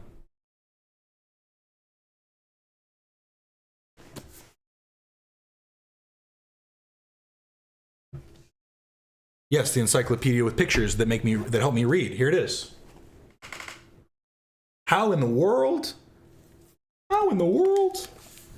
Marvels of science, searching for life in space. Throughout history, many people have believed there is intelligent life on other worlds in space. Until recently, some scientists thought that the canals on Mars, first mapped in 1877, were the work of intelligent beings. It was not until 1965 when the first photographs of Mars were taken by spacecraft that they recognized them to be the result of wishful thinking. Mars is just another lifeless planet.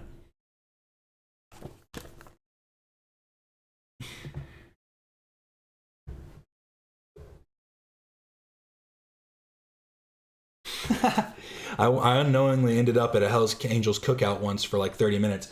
I actually know someone. I won't say names just so they don't get in more trouble. I know somebody who actually once got in trouble with some Hell's Angels. I don't know if they were. He said he didn't.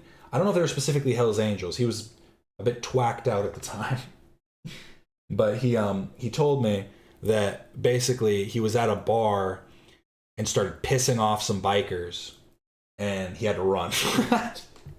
And that's basically the story. But then this is my biggest flex. For those who know, if you know, you know type of thing. Yeah, don't show the... I guess I can do it like this. This is Abarat by Clive Barker. Abarat by Clive Barker, and it's a signed copy. Signed to me specifically, so the actual, like, you know, resale value on that probably diminishes a little bit, but people will still buy copies signed to individuals. But my own signed copy of Clive Barker's Abarat. Amazing.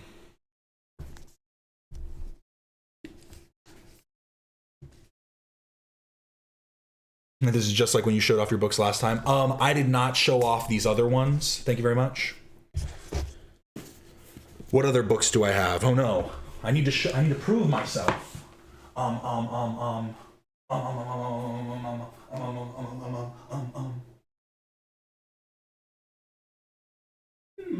Just start showing One Piece. Here we go. Start showing some One Piece manga. Here we go. Here's Homer Simpson's Little Book of Laziness. Let's see what he's got in here. Oh, what's in here? Confidential. What's the... Whoa, look. It's the old Simpsons. And look, it's like the old Simpsons and the new Simpsons. They're like, whoa. Whoa. Whoa. Whoa. Don't mind that. Well, look, it's got all this Simpson stuff in it. No way. Look at this. Look at that right there. Look at that right there. Wow. I feel like I'm in a Barnes and Nobles right now. So what do you want to buy? You buying anything or what? You can leave.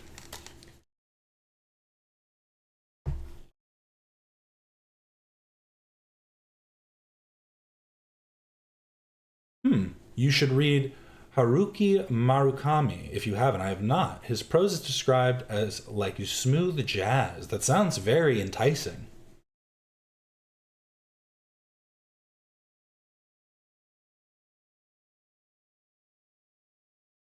Guam's got a reading challenge. I saw that briefly, but I didn't actually look at it. So might need to check it. Might need to look at it. I literally have 5,000 books. My dad owned a bookstore, and my parents both read a ton. All I got after they died. I mean, hey, 5,000 books is kind of... That's something. Do you know, like, do you have it, like, set, like, the types of collections that they had? Or is it, like, varied stuff? Because that is still interesting. I mean, to be fair, all I'm probably getting is just other collectibles. But hey, that sounds good to me. It's just a Google form. Oh, I haven't looked at it yet. I heard people talking about it and like saw. I think I hopped in the stream and she talked about it briefly, but I wasn't there when she was actually like breaking it down.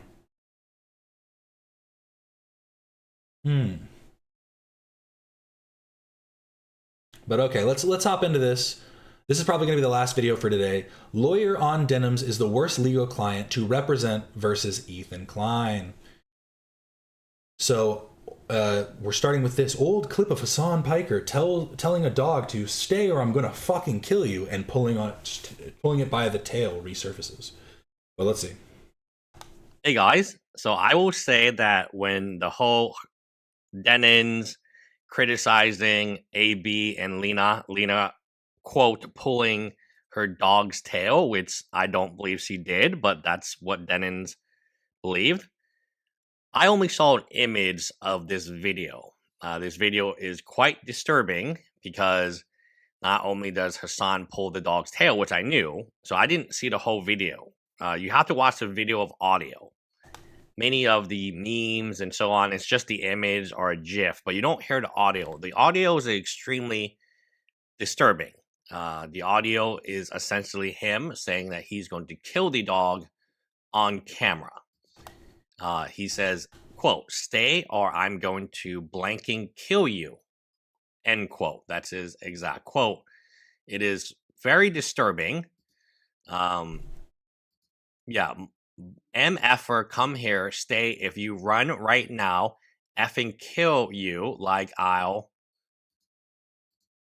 actually kill you, okay, in front of everyone, stay. This is Hassan. He's clearly just joking. This isn't even, it's not plausible. Yo, why am I sweating right now? It is 72 degrees. Words. What is happening? Stay. If you, this is not me repeating it. This is another sentence he's saying. Stay. If you run right now, effing kill you, like I'm actually kill you, okay. So very eloquent in front of her. Here, hey, stay. And then he pulls the tail aggressively and lifts her off behind. So the video is far more disturbing than the image would give you. And the image is disturbing, but when you add the audio to the image, it becomes really, really. Denims doesn't actually believe Lena pulled the tail. She's just a huge asshole. See, and I think the dumbest part is, I think she literally just probably read the chat, just said it out loud, being like, something else to call them out for. And then she immediately did realize, and that's why she like stops. It's just so... The thought process does happen, it seems. She does have a bit of... She does seem to think at least a little bit. But what comes out afterwards is still never that good. Bad. So how can Denins go after someone for pulling on the quote? Again, I'm not saying this is what Lena did. I don't think she did this. I think at most he probably touched the blanket touched the tail, and then, there was no pulling of a tail. And specifically, there was no aggressive pulling. How can Denins wrap her logic around this? How can Denins make a big deal about Lena not aggressively pulling or not even touching the dog's tail, and then not... Because, and it is true, because I think that the... sorry, I'm going back to what I said. I do think that she just read a chat purely because, like, it's not... Like, the chatters don't care. That's the thing, right? It's the chatters, they're the ones that don't care about saying these things flagrantly, even if it's contradictory to previous claims that other people have made. Like, you know what I mean? They don't need a consistency. But Denims, I think, lacks the, like, wherewithal to be able to keep that consistency. Aggressively pulling or not even touching the dog's tail, and then not speak out about Hassan. Hassan has, again, allegations of being a dog abuser. And when you watch this video and he's saying kill, kill, kill, kill, every word is about killing, specifically in reference to dogs. There's multiple dogs in this video. How can you even make that argument? And this is why I do not think Denins has any chance of winning, because her logic is so biased, so one-sided. When you live in... I like that Luss's argument is basically Denims isn't going to be good for her lawyer because she self-owns. Luss is just putting it in legal terms that she self-owns too hard to even be like a valid like defense. Crazy. In a bubble like Denins does, you cannot understand, arguments from the other side. Right? So if you're not going to be critical of Hassan, the ultimate aggressive dog tail puller, then how can you even consider being critical of Lena in this case? But it crossed her mind. She thought about it, and even like her calculations, she wanted to talk about it so badly, but could not. So this is a individual whose logic, and the reason logic makes sense is because the client decides settlement. It's not the lawyer. The lawyer can tell you whatever you want to hear and whatever you want to do. And good lawyers can convince their clients, but when you're this also speaks to the Casey Tron settlement agreement, right? Like her statement that she made based on the settlement. So logic is faulty. So if I had clients, I have patent clients, and their logic suck. Their inventions suck, their logic sucks, and I don't want to deal with them, and I just kind of leave. But they keep annoying me, right? So I just say, oh, go to this law firm, go to that law firm. I just go to google.com and take a screenshot of the different other patent law firms in the local area, because I learned one thing very early on. I probably wasted like 2 years of my life learning this lesson. You cannot go to court. You cannot get a patent with a illogical client, because that client is not going to listen to you. And whenever you explain things, they're not going to understand what you're trying to explain to them or even the logic behind it. So when you have a client with faulty logic, the logic here is very simple. If you're going to support somebody like Hassan, and Hassan has literally a video of him saying, I'm going to kill this dog, I'm going to kill you, I'm going to kill you, I'm going to kill it, in reference to the dog, while aggressively pulling the dog's tail, at no point in time should you comment on dogs or the abuse of dogs, because you're not a person who would know that. You are a person who does not care about that. So when you're trying to get empathy or sympathy from your audience, oh no, look at what Lena's done. Well, it's not even a discussion, what Lena's done versus what Hassan has done. So here again, when you're dealing with a client, we'll take Carl Jobs, for instance, who is not listening to you, who is going against what you're trying to say. Some lawyers just take their money and they rob you blind, because that's actually the best client, because every time they talk, instead of a 15-minute... Yeah, she's so dumb and bad that people actually think she's an Ethan Klein plant. I mean, it is like when everybody's so stupid about Israel that it's just like, do they work for Israel? I guess I get it on some level, because it's like, how does she own this readily? How does she self-own this readily? Discussion, it goes on for hours, maybe 4 or 5 hours. They're going to bill you for that whole time. A good client, in my opinion, a good lawyer, in my opinion. So it's not just about winning or losing. It's also Dragonite, you don't just go to that trivia night. You win. You don't need luck. You've got this. But good luck anyways. About keeping the cost down. Many lawyers love clients like Denim's because she will argue. She will pretend to be smarter than the lawyers. And they love it because they get billed for every hour. I don't like it, because at the end of the day, I'm trying to get a patent. If I don't get the patent, it looks bad for me, right? So I come from, my dad's a patent attorney, and we do our jobs, and we do it very concisely, and we do it for a low fee. You can't mess with these people. Like, you cannot have a client. So again, a lawyer, some law firms love Denim's as a client. They know they're not going to win, and they're going to rack up the bill. Like, that's what I was going to say is, yeah, if they have a bad client that's willing to just, like in this case, take it to the end, like fight to the end. And even if it's a failing case, it's like, yeah, they're going to make more money off of that just based on hours worked. So, yeah. Into the hundreds of thousands of dollars, because they know Denim's is going to argue with them on every single point and maybe teach them a little bit about Palestine history. But trust me, if Denim's is anything like H3 Snark and starts giving them a history lesson, the lawyers are not going to interrupt her, even though they know it's completely irrelevant to their case. They're going to let her go for hours and hours about the history of Palestine and Israel, because every single hour that passes is another $500, $600 they can. I don't know if she could speak about Israel Palestine for more than like 5 minutes, if I'm being completely honest. No, and it's like a good start. It's like, I feel like all they can do is just run the same circles of Ethan's a Zionist. Well, why? Because he's a Zionist. Like, it's just a story time in elementary school. Or so my daughter is a year and 4 months now. They have story time. Well, imagine if every kid in story time just got paid $600. That's basically the end result. For me, Denim's is kind of the worst client you can ever ask for. She's a client devoid of logic, devoid of. She is a hypocrite, but it's the hypocrisy is is very bad. And so the best ideal client is someone logical, someone who wants settlement, and someone who wants to resolve this as fast as they can without as many legal fees. That's for me. The worst client is someone like Denon's, someone who has said, hey, we're going to trial. You don't say that. You know, you always leave a room open for settlement, because if settlement comes,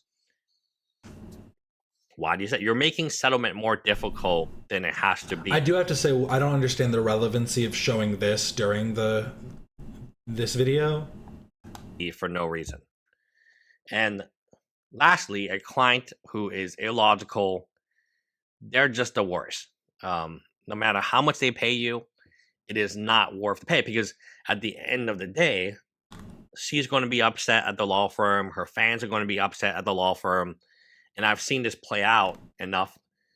When I was green and I didn't really know about this, yeah, I took clients that I should not have taken. Hey, it happens. But I do think that's where this is stream. Oh my, wow, amazing. Oh God, now I'm dying. Oh God. I do think this is where the stream is going to end for today. I really do appreciate everybody for stopping in. Remember to like and subscribe if you haven't already. I do this every Monday through Friday, and I will be back again this Saturday as well for a members only stream. So we have a lot of stuff. I'm gonna do some more body cam videos if I can find good ones. We're not gonna force them in if they're just whatever. So I'm gonna keep, like, you know, recommend them on the Discord if you'd like. That's good too. I always love some good recommendations. Yeah, it's been a whole lot of fun. I really do appreciate everybody for stopping in. This is Captain Quasar signing off.